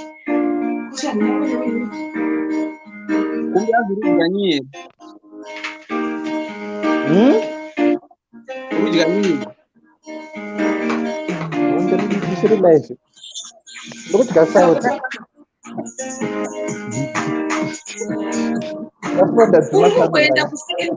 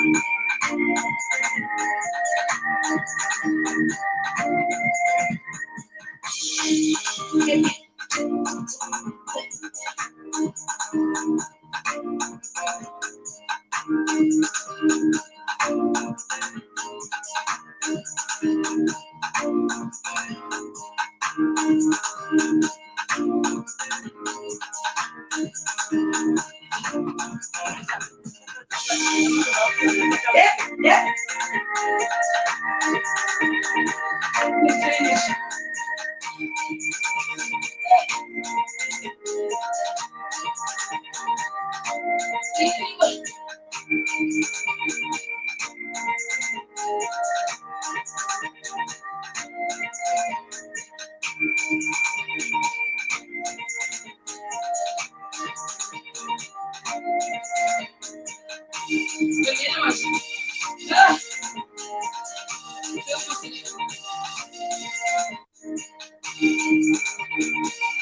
Aí, uau, que bom, eu quero mostrar que percebe.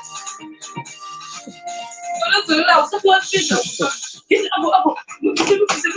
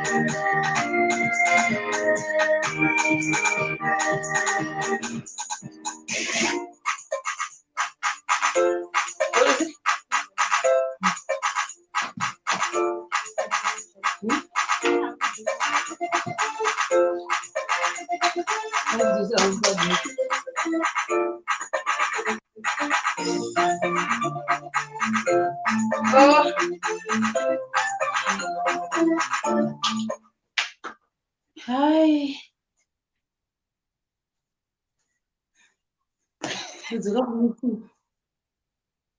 Ndiyo zombokufena. Yes, pin me, please. Can see a patient. You want so good for the group of Novata. You put you kupita kasurunguka. Don't worry, chatamba kusvika mai vapopota. The nature guys, I played, I danced, I talked, taboo much. Yes, kumbe ari kupinda mudzose. Toda kuenda bali toda kuzorora. Oh my god, Kumbi, come back. Kumbi, right. No,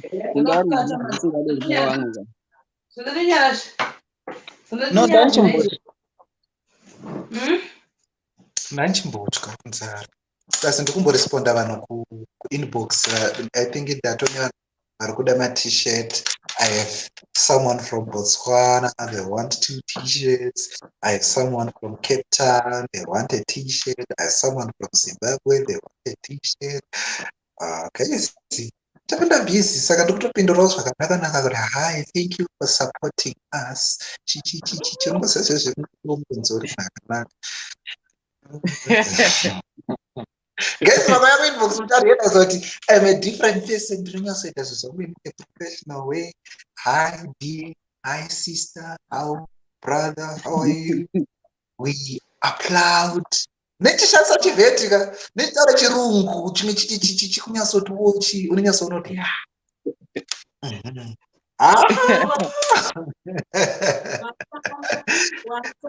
Yep. Plus 44 anzi plus 44 yapa 34 vanhu haisi kudzoka 34. Seriously? Yes. Africa kuno kuti tiri 5. Africa ndi distance takawandisa. Yeah. tofanira kunya. Wow. Australia, Wow. Australia ni Asia. Amana bashaya thenga.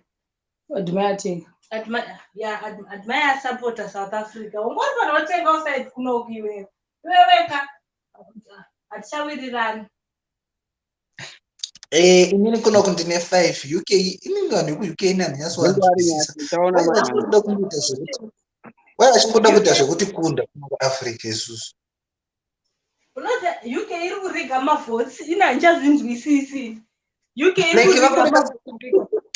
vakuita system keke kungoda kuti even but ini ndoziva kuti Africa tosenga zvinhu. Like 34 vari kunyanyoda matishita. UK iri kuriga mavhotsi amana. Ayo mapeseta +44 aya. Ndikutozviona 34. Ava kudzoreka. Kaya 34 aya ungochiverengera kasini ungochiverengera new who's plus you usi uri kunyanyosimbisa +44 you uri wekuAsia. KuAsia kune vangani? Timbozvibvunza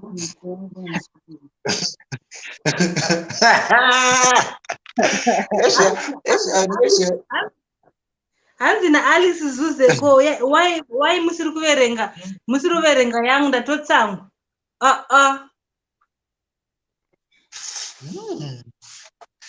Chero tikaverenga +44 pari kupisa guys.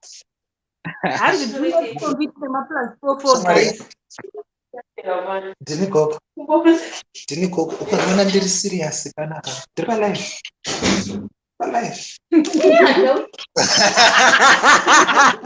wanda uende mena ndizive kamera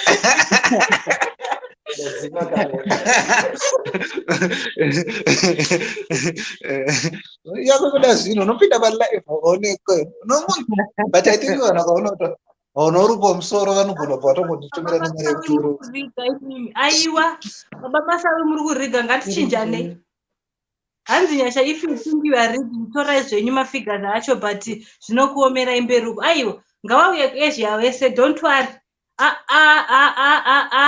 UK iyo kayo +44 vari kuriga. UK ndo zvavari.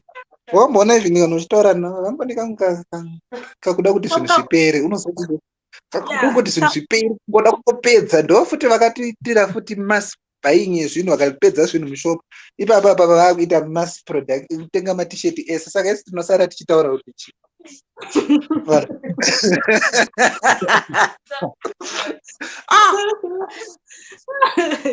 hanzi UK ine mari guys zvimwe tingataura. UK ine mari vanhu vane mari dzavo kudada hayo hatingataura vanhu vane mari dzavo vane mari dzavo. vanhu vari kundiinboxera. I'm going to respond to you shortly. Sister wangu kana achibika nesystem yekungwenjera mapoto, so you know I don't want to be disturbed. Pane system yekutoita zvezvekuita kunge ari kutoita magwekwe nelive. Saka I'll respond to you, but I'm seeing your messages. Okay, but bvuma hako kuti vanhu vekuUK vane mari dzavo havanadzo. Konyasha ndinobvumirwa here kuti kana munhu akanditumira message ndombotanga ndazuma picture yake kuti ndiani like indongodongo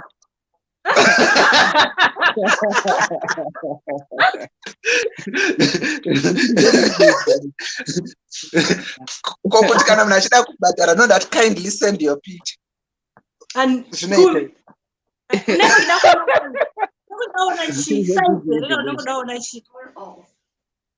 ndechida kuona kuti munhu ari kubhadhara sei, kuona kutoti zvinhu zvake ndezvaMwari mukati here.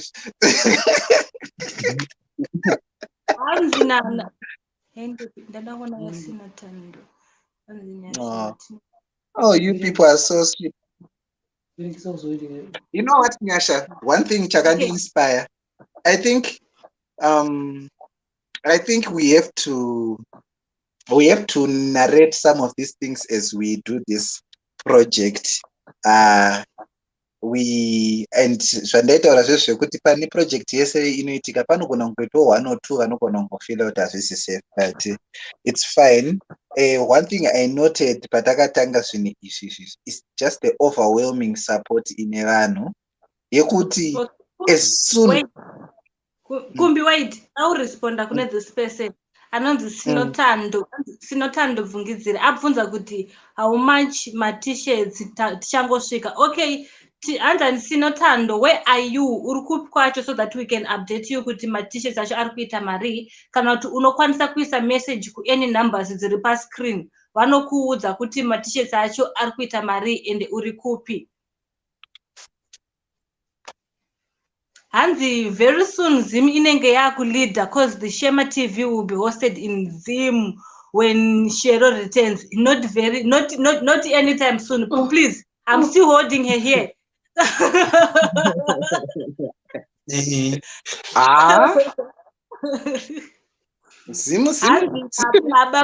Hanzi na baba Masawi nyasha vatoisa ma orders ipapo in the 3 days vanenge vakuda ma parcels avo saka pakutoda kumira chaiko, and we can promise them just okay. Zvanzi na baba Masawi vanhu vatoisa ma orders avo now, which means in 3 days vanenge vakutotarisira ma orders ita yenyu.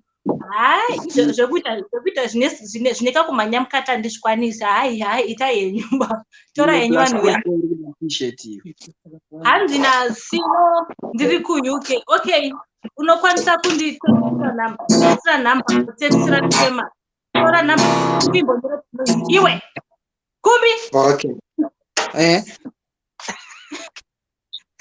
Sino tora namba dzangu dzakanzi Nyasha idzo, kana kuti namba dzaShema wosenda message, then ndokupa ma details emunhu ari ku-UK so that unokwanisa kuorder t-shirt yako. Ndida kumboimbirawo kama t-shirt. Inzwa unzwe, vanhu veku-UK vanorova simbi ichapisa. Ndida kumboimbirawo t-shirt. T-shirt.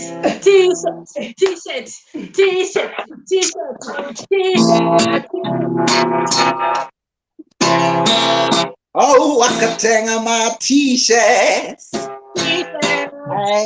Akapeka my t-shirt. Akapeka my t-shirts. Achipeka swake. Team UK, Team Australia, and Team Africa. Akapeka my t-shirt. T-shirt.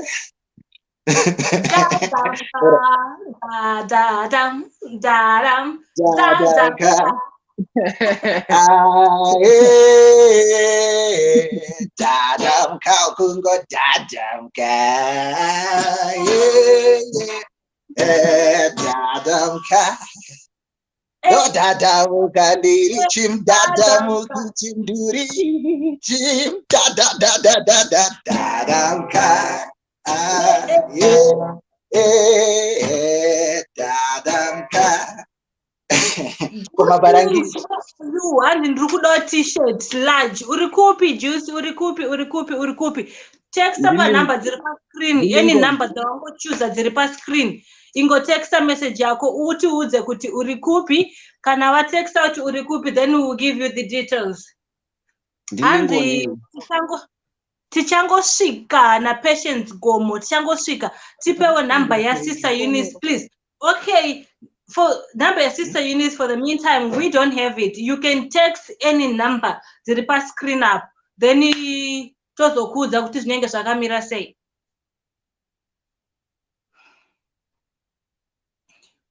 Okay.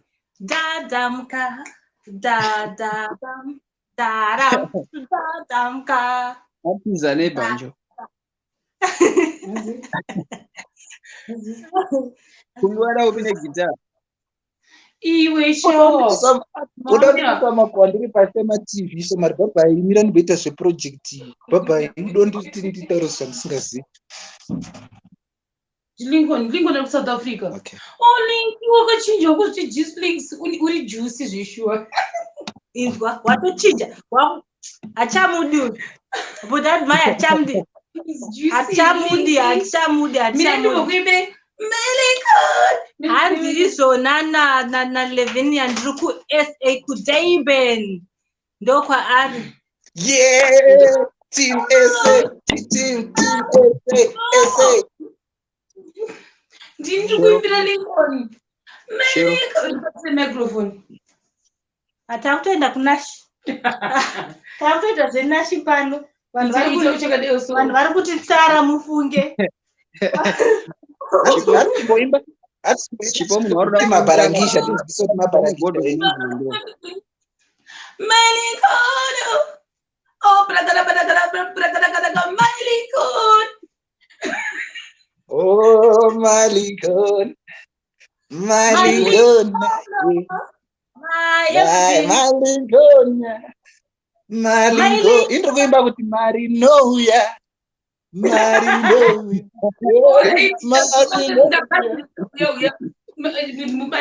Mubati. Marinoya. No, Malikon. Marinoya. No, Malikon. Tierese mambo gaburona. Tigofamba. Anti-progress mazani nditengero t-shirt. Tete vati titengere t-shirt. Tete vari kuti titengere t-shirt. T-shirt. T-shirt.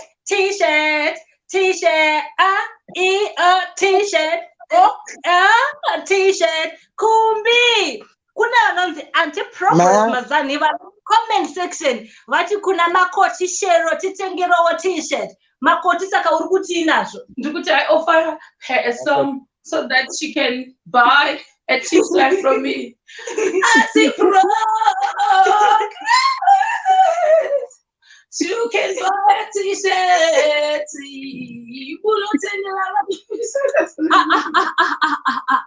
Sister Ruba tengera Levenia a t-shirt. Yo. Inga kumira. Inga wana vasikumira mu comment section. Wow, so nice.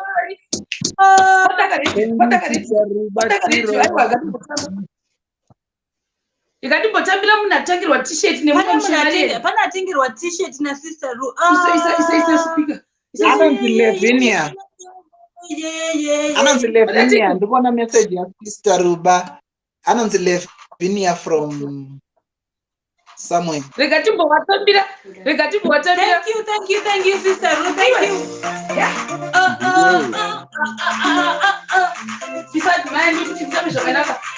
Would that mind upset?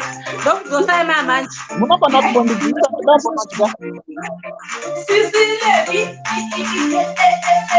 Salute. Nyasa. Sister Rubatro ndo vatenda t-shirt. Nyasa.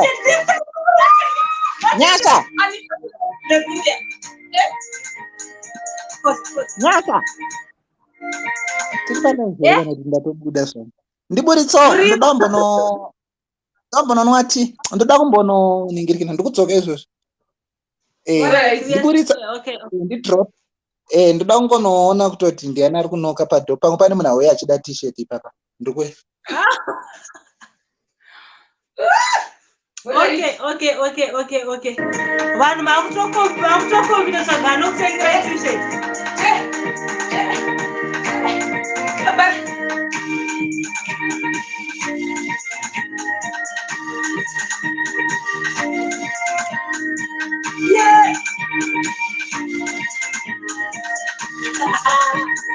Yeso.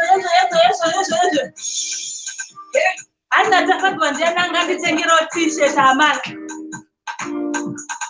Thank you guys for supporting Shema, guys. Thank you, sir. Thank you so much.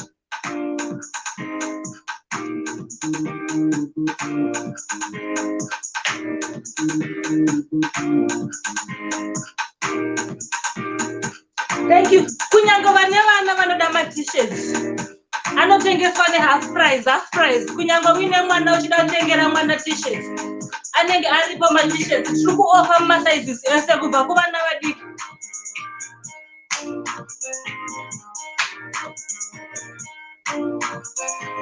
Linda, uri kudawo t-shirt.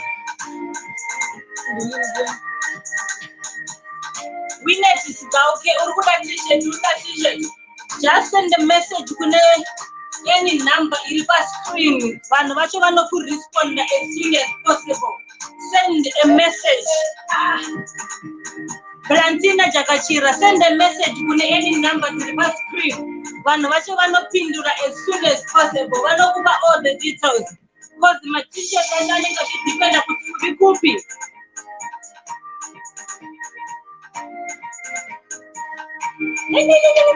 And my sister is my 2 boys got 2. Yo.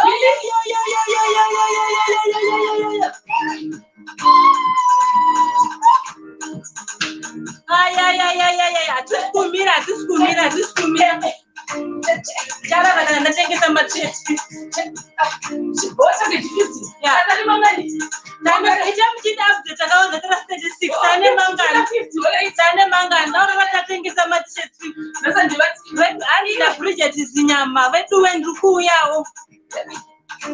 Andruku yao ku plus 4 because ndaona kune team. Andruku team. Zimu ndakusiyana nazo. Yeah, how much? Please, in the pay up the channel manga and my t-shirts. Please. Don't 50. Guys, ndatoona kana tengesa 50 t-shirts. Dr. Ndirare nasi ndine classes mangwana makuseni ndichimuka. But izona kana asati akwana ka andisikuvata tikuda 50. Guys, vari kuita statistics. Sister Eunice, Baba Masavi, Kumbi, Sister Ruba, Brother Mato. Ite mchindi update akuseru. Please, ndakuzoti ane mangani ma-t-shirts atengwa, tane mangani. Ite mchindi update, ndakuzivawo. Ite mchindi update. Ite mchindi update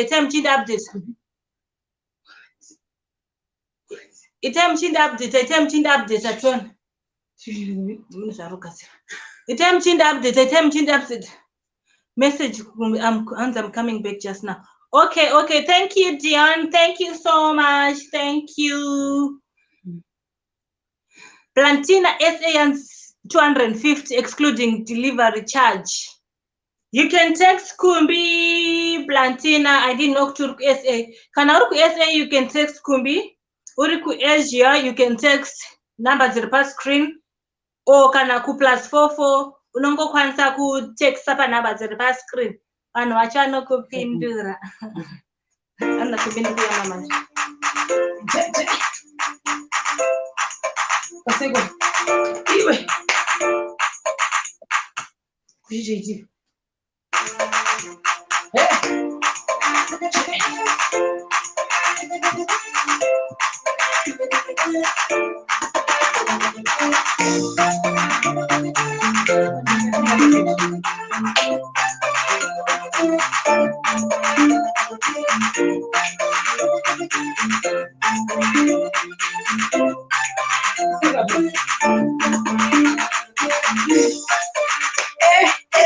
Yes, tell me Admire. We are on the walk.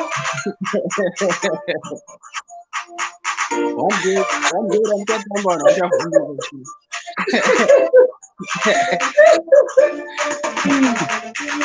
That's Dr. Bona. Members, I think you are up to the job. Naturally. Only Miranti Slim Liga up to the summer. Auntie, no mercy, Mazan. Oh, Auntie, what a t-shirt. Oh, my. I do, yeah, come. Oh.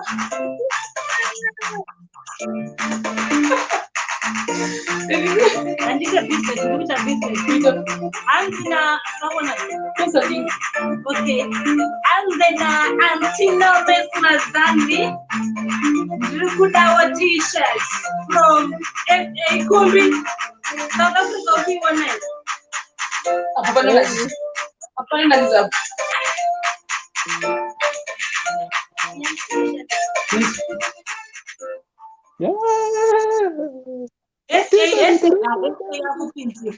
Vanatete vari kuzviita. They are supporting their Tane mangani manje. vanatete 50. Tikutambira 50 guys. vanatete tatimbori pa 34 chinzi kubuyu kune 5. Acha zijusa don't worry manje ringa zijusa I think so kuna ngotanga.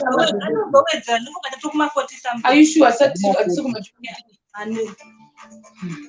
Usati nyasha chandokufarira ndikuti Kumbi ansi vangu vatoda t-shirts. No mouse magani. No mess vati vari kuda ndetoti sisi. Text number idzo Tengai. auntie.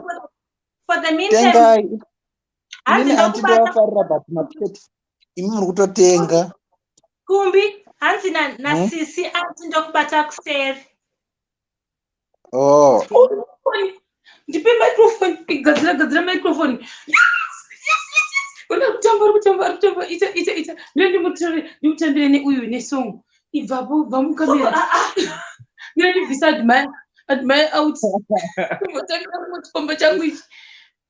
Kumbi, are you supposed to be here? Igandibva kusiya uripo uchirwadziwa. Wait, nditi so. Okay. Right, ndambotamba ndakubvisa. Itai ati ari kudawo t-shirt. Itai t-shirt. Ukupi itai? Itai chironga. Hanzi ndiri kuda t-shirt. Mina ndakubvisa. Ati ari kuda t-shirt. Anga rudedzera t-shirt to the world. T-shirt. Akomana next week ka tutoita Shema TV day. Tetakapfeka ma-t-shirt. Ndokubvisa kumbi ndokubvisa ndambotamba naLincoln.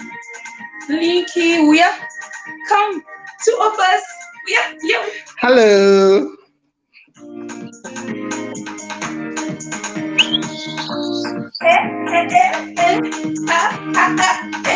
Lily. Ellie. I'm so worried. Wait. Ali. Kumbi pesha. Ali.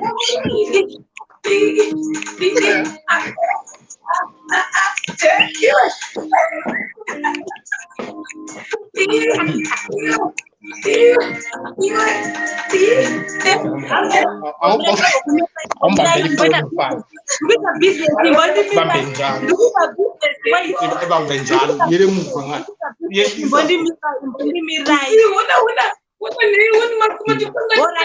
Wait, Lincoln,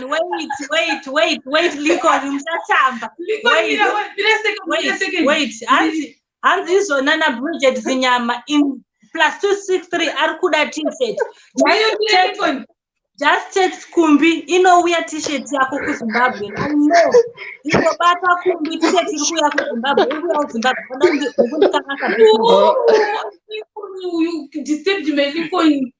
Mukundikanganisa zvepana gave up. Hanzi namamoyo mamo sisi anti vati vari kuda t-shirt +27 text I message kuna Kumbi. Wait a second. Lincoln is coming very soon. This jealous person. Text I message. Hanzi na Levinia ndokubata kuseri mitu arikuda t-shirt. Arikuda t-shirt.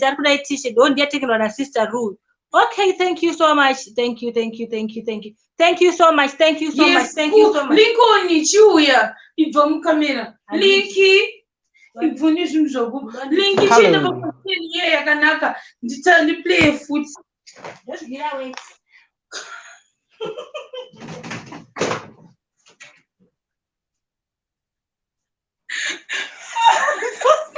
Lincoln, we are sorry. Lincoln, niende kupiwe. Uvoli. Mama chipulisa mumudzi mangu Lincoln naye. Li. Uzobamba.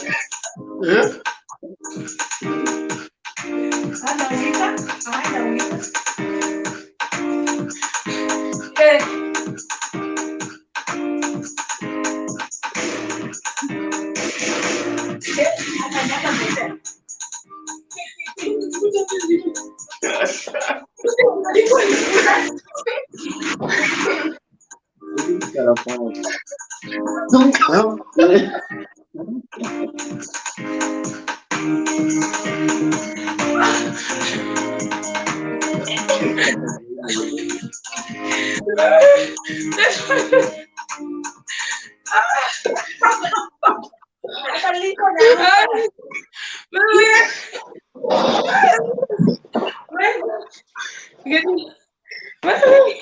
want to number. Guys, Papa Jensen Lincoln for that t-shirt.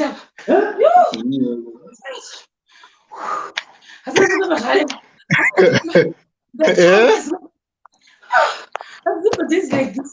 I shot them today. Why? Aneta. I was the power no one understand. Yes, the robbers. One. Lingi. Lingi uno bigger. Ndajaiva kudai. Ndajaiva kudai vanofana kutenga matisheti. Ini ndiri pabasa panapa ndikuita business, munhu ari kundidzinga pabusiness rangu. Okay. Admire Shema wasara. Ukoona kamutambiro kakata Lincoln aka. Wakaona kamutambiro kakata Lincoln aka. Kutamba zvekuseri nezvekuseri. Anzi Lincoln uri kubasa ere. Anzi uripa apo paurasa. Ndiri kubasa. Ndikupa mic. Ana Lincoln ndiri kubasa. Munatombocheka mari. Atombosiya basa kuti amboita zverudo. Aone kuti Shema afara. Ndozvinoita ndizvo zverudo zvinoda vaviri. Chinzwa nyasha. Zvakaoma.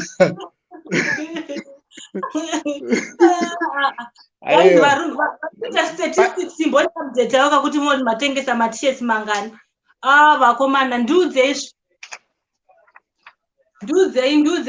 Kumbi. Itauchidzoka shamari, itauchidzoka. Baba Masavi murimo mucomment section umu. Imbonda update ayo. Kuti zvakamira sei dombonzwa kuti matisheti atengwa mangani. Vanhu ngavatenge matisheti. Wane tisheti Lincoln. Yangu iri kuya unaudza ndichibvunza kuti ndichiisa order kuti large ndiri kuida. Ndaiona kaorder. Yes, hands juicy links. Ndikati juicy links in the cheers from me. Cheers. Zvakunetsa.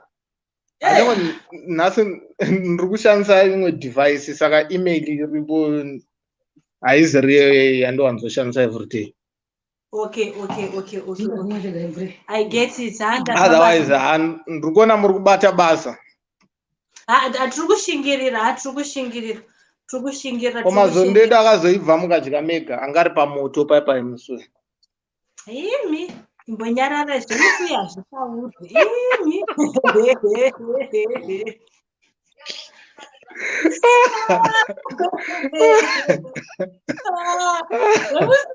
Rega ndinyarara hangu zvemumba muno ndezvemunoshuwa. Tinongobva tanyarara zvedu.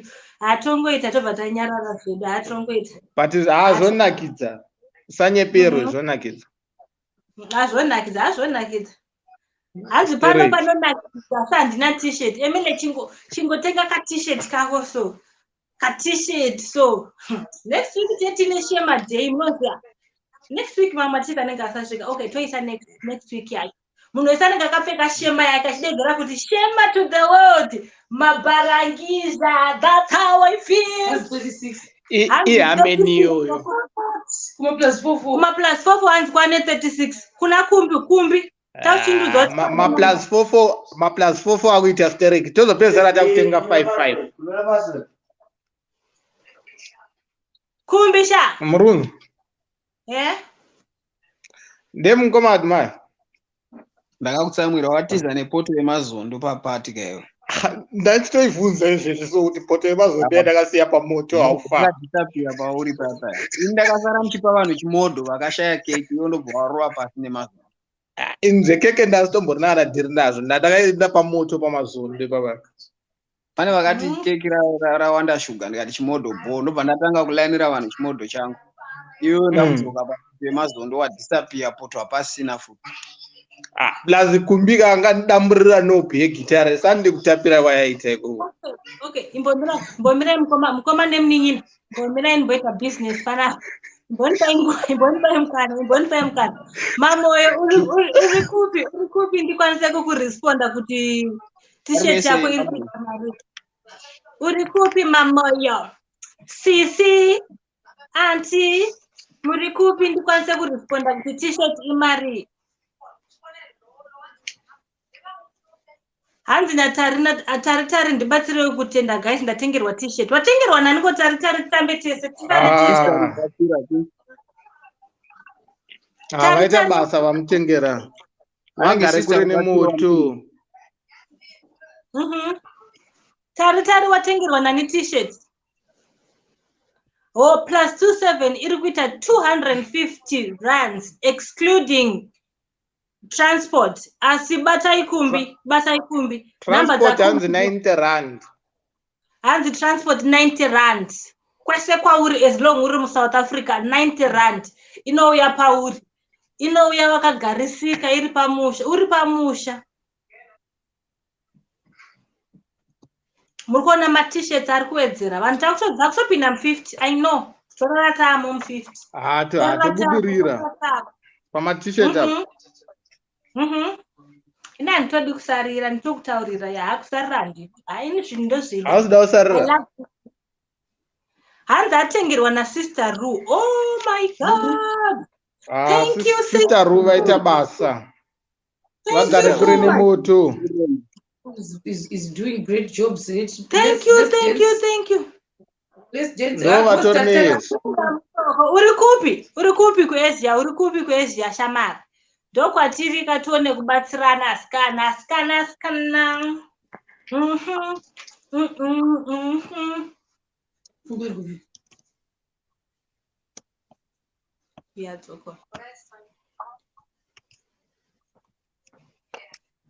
Hello, hi. I'm actually invoicing for vatobhadhara panapa, so I'm creating my invoice acho.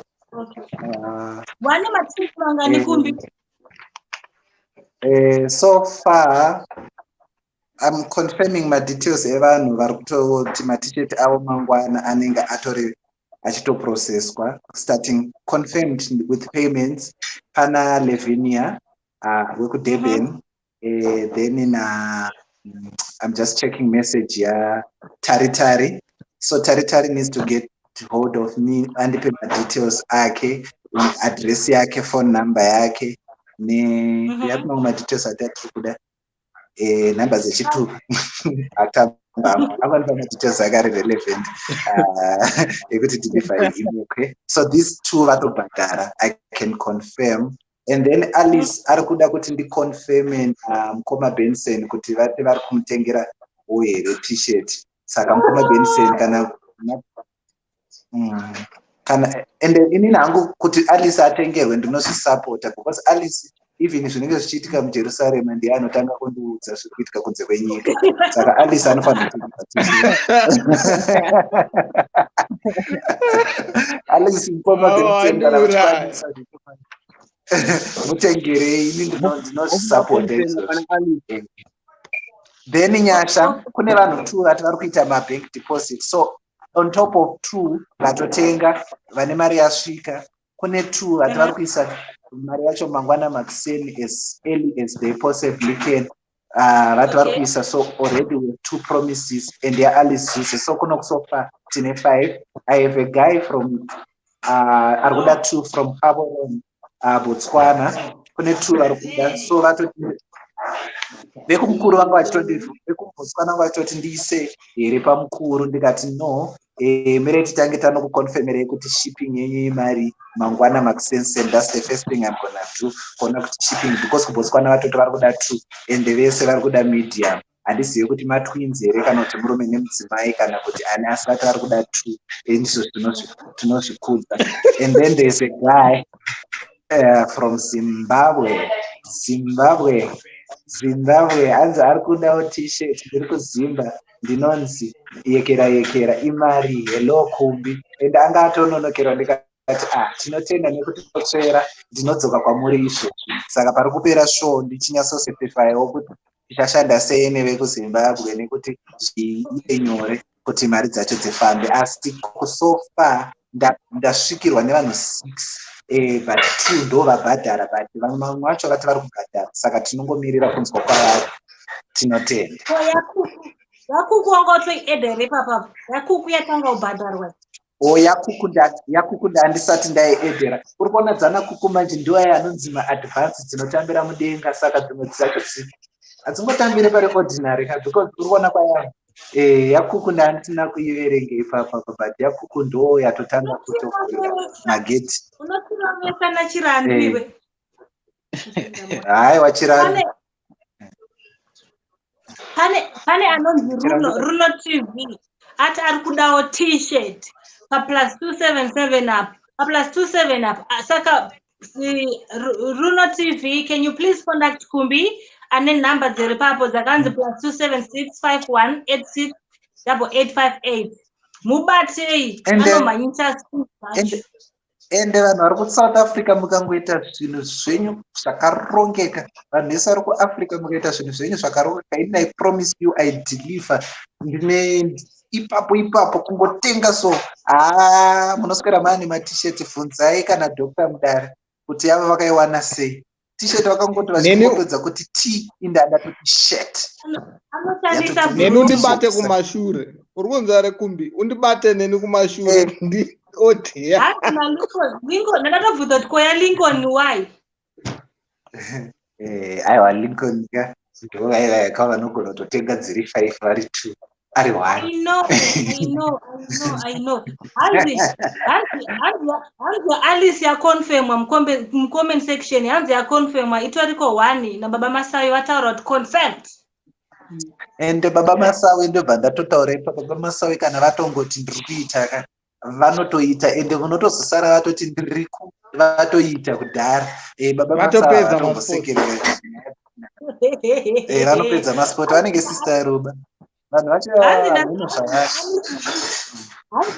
Zuzu yangu ndatoimirira ndatoenda kuphotoshoot. Akomana kana nesu tikutomuka takananga kuphotoshoot. Tingasarire koti study ma-t-shirts. Kumbi hazina kukundokubata manje vangoda kupera atoti ndimhorese Shema nemashemareni. Mutumirawo mari yebhadhe. Hanzi mutumirawo mari nakukubhanga vakapera. Uchamupa namba dzachimbi. Then yeah. Hanzi hai kuna Shero nemashemareni. Okay. Sister no. Mumhorese zveshuwa. Okay, say hi to Kiki. Shema akatorwa kudhara saka ndinda kutokambena zvangu anyway. Auntie. Zvakaoma.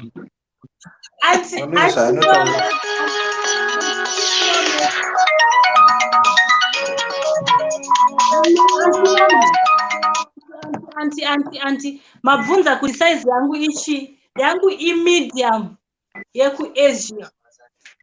Medium yekuAsia. Unomaziva vanhu vekuAsia vanoti medium pamwe pacho unoona iri L kana kuti chi. Saka yangu super small. Yangu medium yekuAsia. I think kana Lingo nachipinda mlarge ka. My demo gonna kutopinda large kana XL. Mungu confirm na kumbi ndiye anogona kubatsira nemakatse. Vanozoda mapikicha. Iwe tete vangu vanozotorwa nakumbi kuseri vanoda mapikicha. Kumbi vanoda mapikicha here gatavabatsira pano. Tovatasimbisa ukama. Kana usiri kunyatsoziva kuti size yako ichi unongoti kumbi wakanitarisa ndingaite chimwe ndatisima.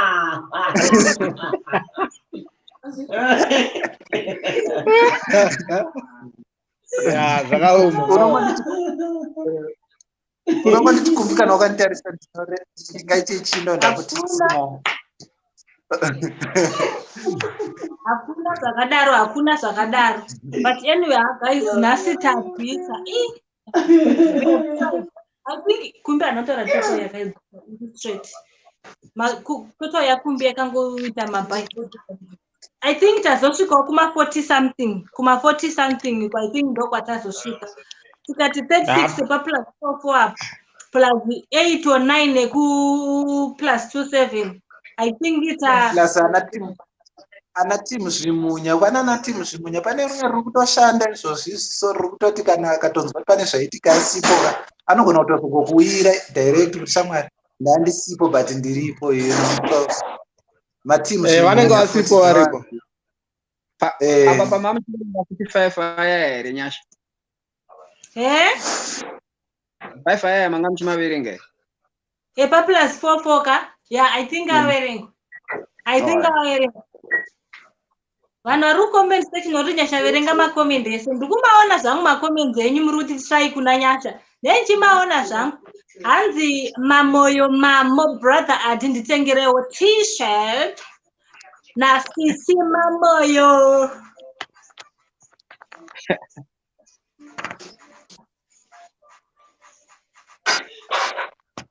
alright one muri kupi mamoyo mamo sisi matengerwa t-shirt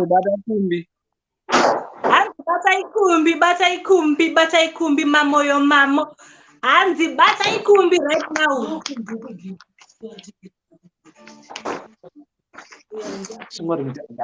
kubatwa nevanhu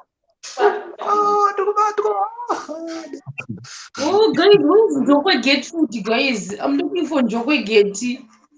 Something like that. No.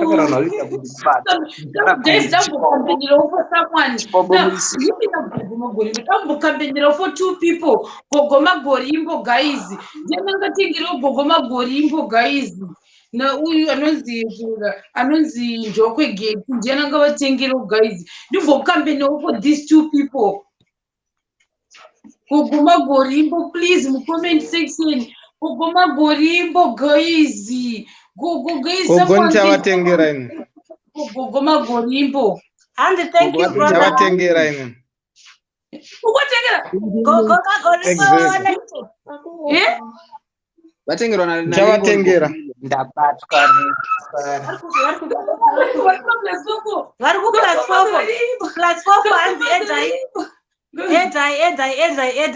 edai hanzi kwasara munhu one anonzi Njokwe Geti. Ndabatwa anobva kuti pane umwe vanhu vandofarira vanhu vari muAfrica vanhu vekubotswana hamene zvavangoriso ipo guys vatengerwa yes ndofara varipi gogo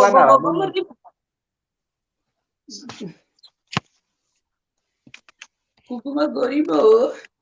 Gogoma Gori. Guys, kukapo yukukanada yatenge yeska. Zvondeka pedza vese kuvakampenera.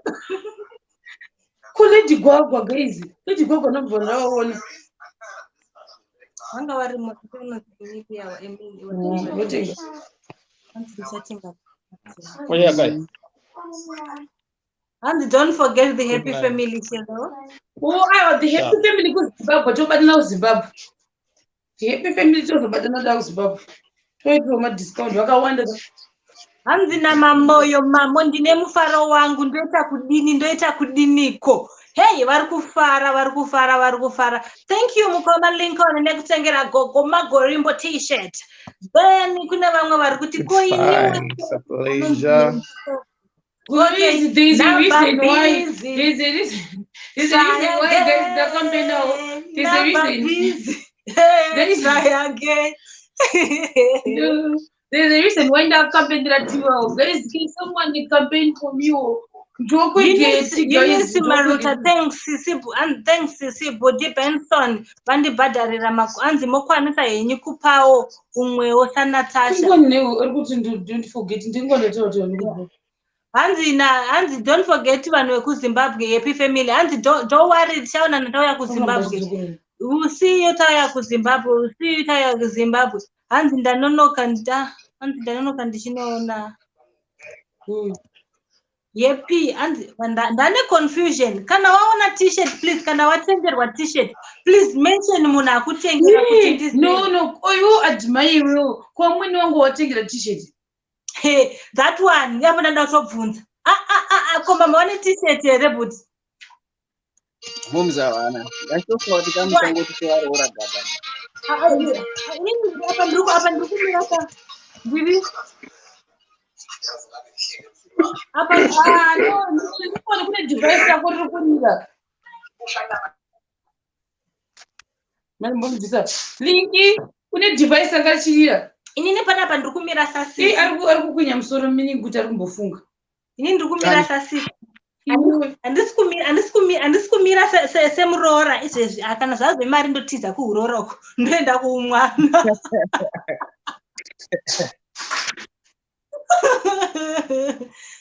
Mchembero vanoiwana kuSA. Vanoiwana kuSA saka yotoiswa paorder ka? Pamwada kushiyana kana sister yake. Ngatisa andika mai pamwada kushiyana sister yake. Ndotogara ndataura ini. Vaise paorder. Aiwa ndakutambira ndedzose Lincoln aenda kupi Linki uye chimbotambira ndakutambira gogoma gorimbo I think apana mbotambira gogoma gorimbo ndotambira mai vangu nababa vangu ndotambira zvakare amweni vangu ndikanimbotamba chisechi song manje iwe Bridget Zinyama vanhu vari kuZimbabwe will come back to you like just after life. Tokutotirai madetails after life vanhu vari kuZimbabwe. Hatina kukurasai, tikuvaona, tikukuonai. Hatina kukurasai. Mbotambira amweni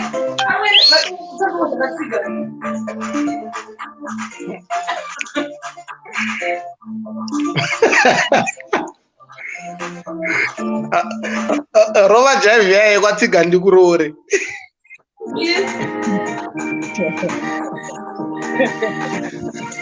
Hazina nono, thank you brother Magonera Moms, Mavagonera Moms. Vanga vari kutoita t-shirt. Hanzi Mavagonera Mama t-shirt. Thank you so much brother Adi.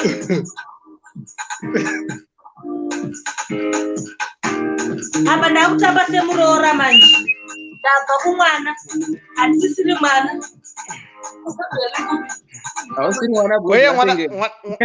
Mwanakomana wajive. Mushakari pane zvinhu maivhule kwaita matisheti kunoku. Kwaita matisheti kunoku. Muchakarikwa. Vokumana kunonoka here.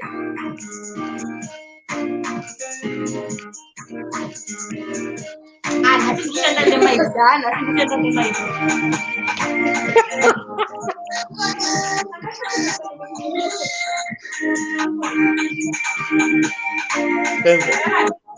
Pense. Tatobina mfana.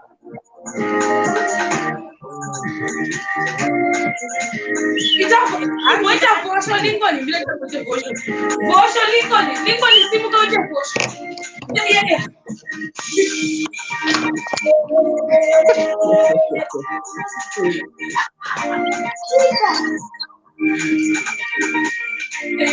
Akuta bosho mira tipise komende ndio ndana naona kabisa.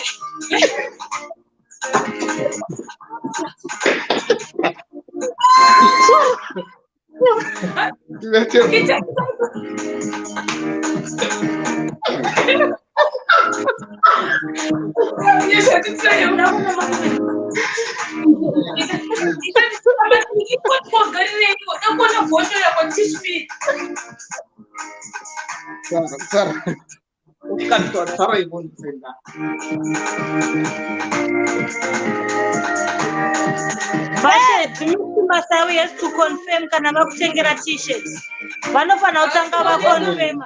Vanofana kutanga vakonfirma kuti vakutengera t-shirts.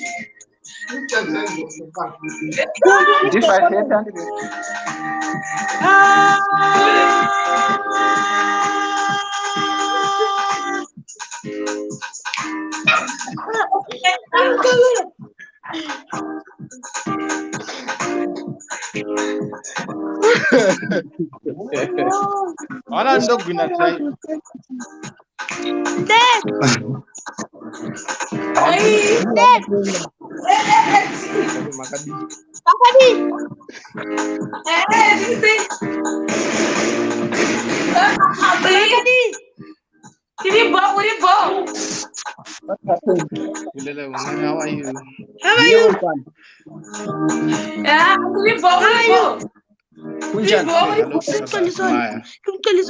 Say hello, brother Admire. Hello, brother Admire. Yeah, unjani? Sorry? Unjani? Uribo. What is Kumbi? As Kumbi. Kumbi. Irisai mari yako.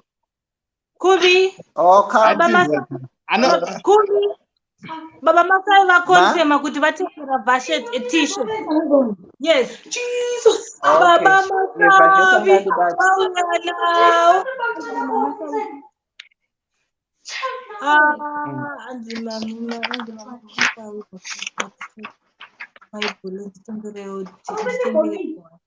Maipula na mama Masai mtengerewo wani. Vashet confirm. Vashet. Then Lavinia, apparently Lavinia is the first person to be invoiced. Saka ndakutomtumira kutoti paid. Chaangomira kureceive chete. Saka ndakutomtumira kuti abhadharirwa t-shirt yake. Na sisi progi mukoma adimaitabasa matengera mama t-shirt. Thank you so much. Thank you. Wow, the Mazani family. Thank you so much. The Mazani family, all of them, they are here. Oh,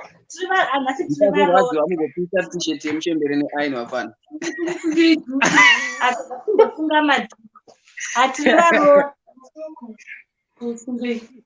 Makoti wemtakazi lele piso. Maibule varuda t-shirt wa invoice yo please. Makoti wemtakazi lewatite. Oh, wemtakazi. Wemnyakazi. Wemtakazi. Wemtakazi. Wemtakazi. Makoti wemtakazi.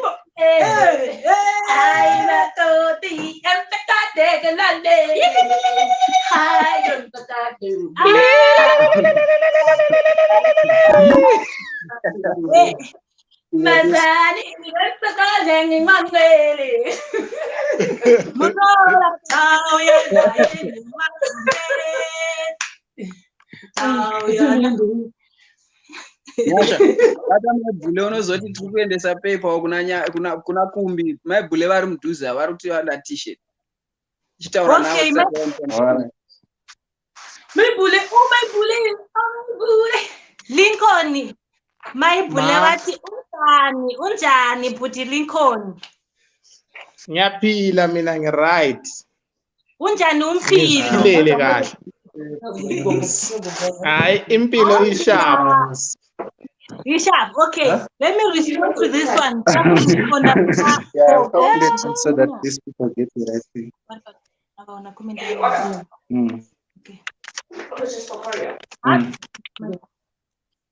Handina gogongwenya, how much my t-shirts? Okay, my t-shirts murukuma plus 44, my t-shirts you are with £20. Iyo ku include transport cost. Only £20. Yes. Yes. And the people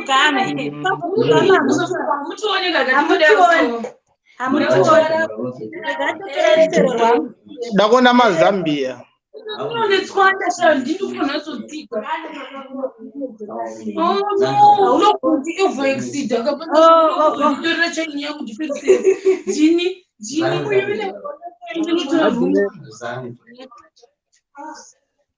Maibule varuda price.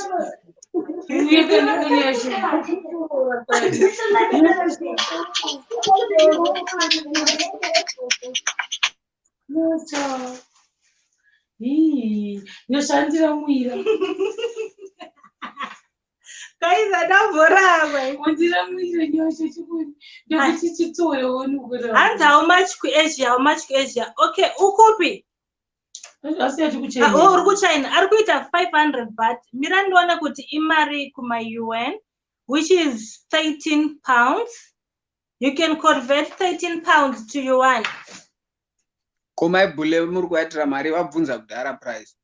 Indikazvaudza ndenda jamba. Maibule vari kunyika kwariwo. Maibule vari ikoko vari kubhadhara £20. Anti ndonyala zvekutaura kandatora natete. Tera natete. aya ndati kana zviri zvemari ndotaura semunin'ina. Maibhule iri kuita 20 pounds. Ndiri munin'ina pari zvino tosta zveuroora kana tapedza. Ku SA iri kuita 250 rands. SA 250 rands. Kuseke zvimwe blush. Aruseka ndati ndiri muroora. Ndabona maZambia. Kwena gogoza. Ayo yo yo yo. Aibo. Hanzi namaibhule ndoda 2. Hanzi ndiri kuda 2 namaibhule. Oh my God! This is apart from the kind of money. This is the because without inclusive. West Booty, nothing combined.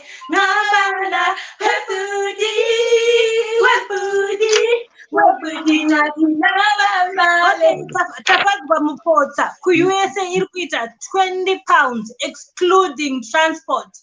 20 pounds excluding transport. My blade buying for Mangwenya. Wow, that's nice. Okay, Linda is 117 yuan 94 something, which means pari ku exclude.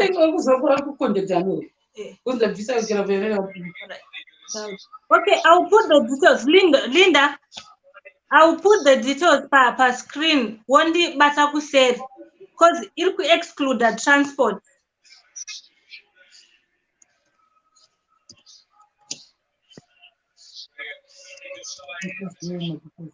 Where booty.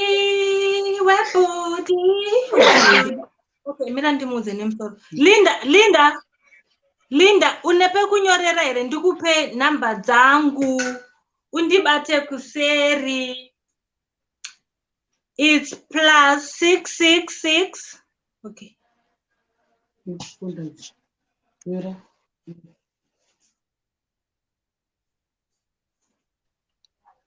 Oh my God, +666.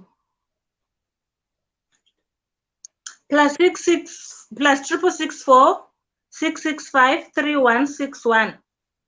Ndo namba dzangu idzodzo. Okay.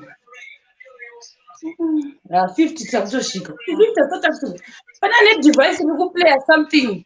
Sikusari we device. Webudi nari hamba nawe nati hamba nawe webudi wame nami nawe webudi nati nawe namana webudi nari nawe webudi stane nawe nami hamba nawe.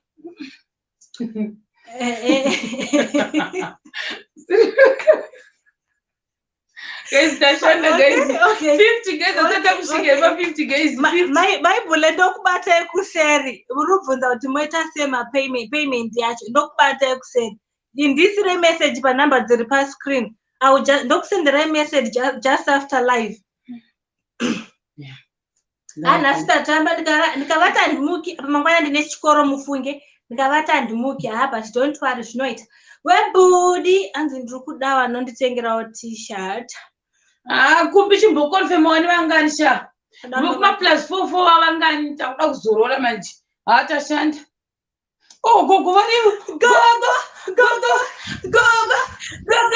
Atashambire mauya.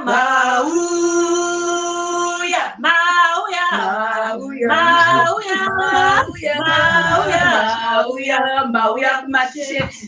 Tutambire mauya.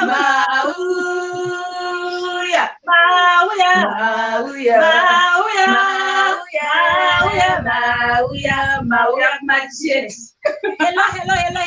Hello Koko. Muchangotibata. Asukuita campaign Koko makorimbo.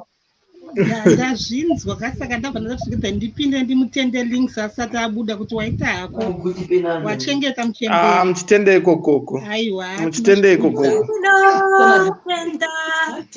zvakanaka kombora manga muchiimba muchiti mutakati munoziva kuti mutakati inorevei havazivi mena rumbora manga muchiimba muchiti mutakati meno kachindevere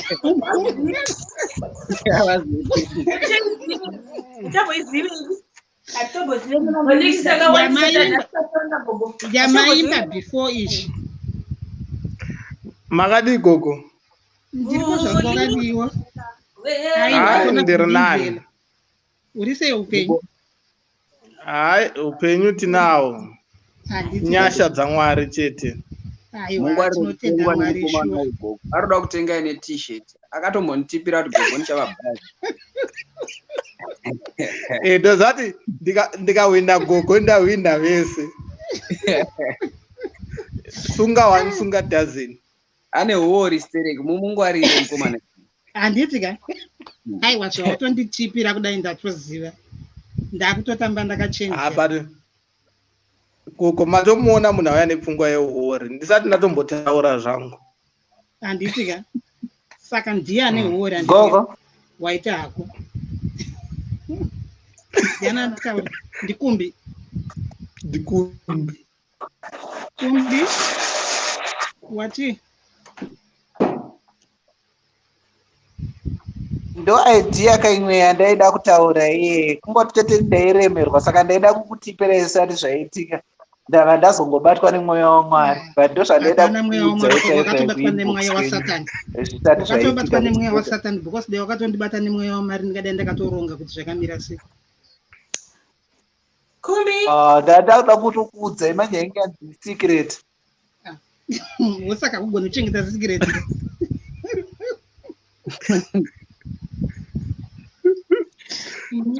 yaindiremera saka ndada kuda kutongokuudzai kuti gogo ndo zvandafunga saka wakatondiudza zvako watengera d t-shirt iwe ndikutaura nani ndikutaura newe ndatengerani hallo tinokurova ukatendera confusion chasairi message pawhatsapp muri kundinzwa here mundinzwa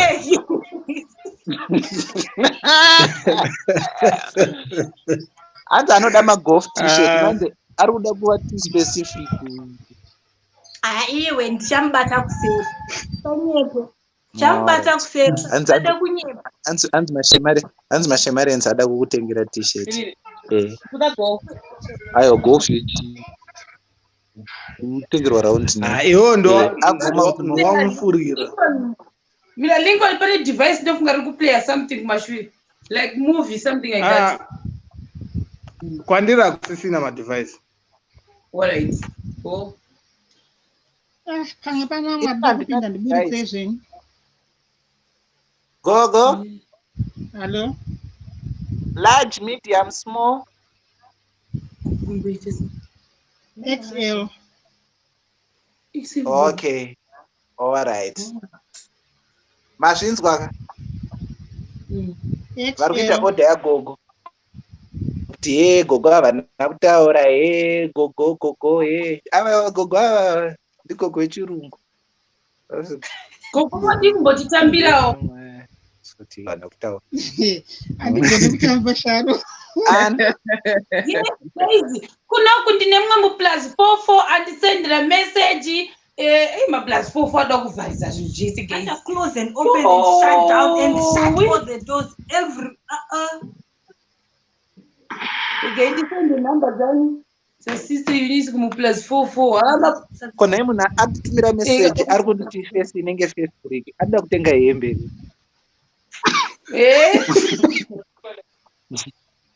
munhu akutumira meseji hanzi face inenge Facebook anoda kutenga hembe kana kuti ari kuda kuti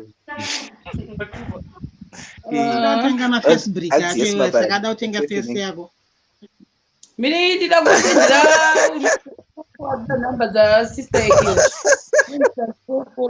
Eunice. Vanhu vakufunda zvibregedia tikuona kunoko. Kumbi pane +263 yatiri kuda t-shirt. ndapa plus 263 pane +44 atada number dza sister Eunice. Washiwa? inini Ndati pane +44 atada number dza sister Eunice. saka anoda kubata inini kana kuti adobata imimi because dzanamba dzasister Eunice ndinadzo dzese but handizoti muri kuvapa dzipi.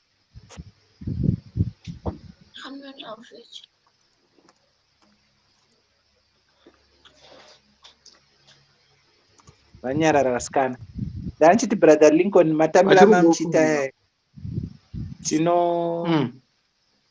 inopera here ndemiki iripo iyi matambira akadai so ndemiki inopera here ndemiki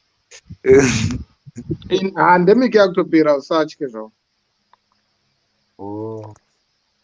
Kaya shamwari takarova matisheti tiri paleki paipai ndemiki yapera zvedu takarova matisheti tiri paleki iri Saturday tichiti sherapinda pajosa akomana kumbi uri kusaidi kuno kusaidi kwatiri kunonzi chi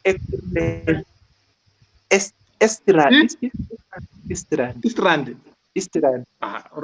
uri padhuze hanzi Estrand uri padhuze but inini uri Pretoria. Sister Eunice padhuze ndouziva ndombofamba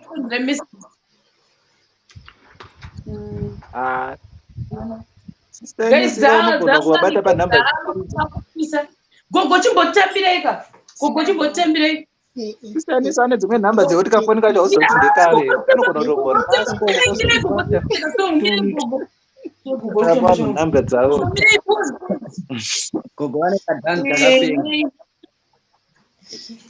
gogo mirai pause tova tapedza kuti akuvharana muna gogo guys takuvharana gogo ngoti thank you everyone asenda mamessage vatenga matshirt thank you so much kanatso kutenda ndichiuchira uya fanira kokutenda rukuri uye tisekasongingire mina tangeta pause karo kuti takapedza kutenda tova tarowa kasong tova taenda vamwe vanozouyiwa kumashure munozokontinua. Guys, thank you so much. Pakati mabarangisha ndio mabarangisha acho usazoti ndarisifa ine mabarangisha akabarangishwa ndokuti mabarangisha kwachona ikoko saka ukaona mabarangisha ako akabarangisha oziva kuti mabarangisha it's not meant to be nice kumashure ikoko it's meant to be mabarangisha. That's how you feel.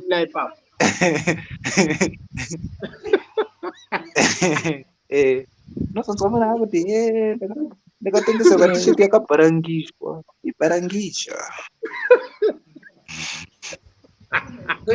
Okay guys, I just want to thank you nesupport yamatripa tita 3 hours tiri palive ka ndoti kuna budi Admire, thank you so much for your support, thank you so much nematripa matitengera, thank you so much nekusacrifice time yenyu kwamaita makagara ipapa. I think kana ngatoma kusend that side. Then kuna kumbi ndedzemudanga dzemudanga kudi mitendo ndedzemudanga hapana thank you Shamari iwe Shamari pana nawamwene pano ndakasunga dhu ndikumboita tsika. Oh, thank you so much Bear. Thank you so much nekutaurisa kwaunoita zvako nemajokes nezvibregedia zvaunoita. Thank you so much my love, thank you. Then Budi Bear Lincoln, thank you so much. Thank you nema-t-shirts avatengera the t-shirt yavatengera gogo, even the t-shirt yavazvitengera iwewe. I just want to say thank you so much nekusupporta Shema TV. Vari comment section vandisina kumenshena mazita vatenga ma-t-shirts nevamwe vanga vachingosupporta from the time yatatanga kusvika panapa nevatibatira pakati tongoti guys thank you so much kuti panze pane Shema TV it's you kuti panzi pane live, it's you. Kuti titengese ma t-shirt, it's you. So I just want to thank you kuti maita basa support yenyu ndio inoita kuti tienderere kumberi. Saka thank you so much. Thank you. Keep on supporting us. Thank you so much. Kunyangwe zvibregedia zvikauya tikadi Shema TV haizungunuswe. We are one family. Tinomira tese. Thank you so much. Thank you guys. You know, thank you for having us. And Thank you so much for having us. well, thank you. I can take it now. Thank you. Amweni wangu me admire. Thank you. Neku gara ndizoto kagara pa TV saka kanditengeta tendeo. Thank you Auntie Terry Mazani, Progress Mazani, no matter my bully and ndakanganwa mwambi wacho ni sorry but tangokutendeni kuti munogara pa TV. Tichita madrama nemabhalangisha hedu. Thank you Admire nekusacrifice time yako yoita. Thank you very much and be strong. I'm so sorry nezvakasiyana zvinozota sei zvinezvoita come through you but be strong ndo zvazvinoita. Then Kumbaudo, you are my guy. Kumbaudo, you are my guy. We're always together. So you are my guy. You are okay with me. But thanks anyway. Lincoln, thank you very much. Our trovera vosho shamwari. Thank you nekutitambira. Right. Thank you nekutitambira. Go. Thank you nekuya. Go. Thank you nekuti ndakukambeni right. Thank you Sharo nekundikampeni. Yes, ngandibvota tese akadoki kuonekedza takuta sei takubuda chaedi vamwe maita basa sizoti matoto yesa mangani but I think vanhu vatenga hobo so ndichazoudzwa maybe in due course kuti vanhu vabhadhara navatenga vangani. So thank you guys, bye, good night guys. Ite muchidona henyu vati gogo chimbotamba. Bye bye.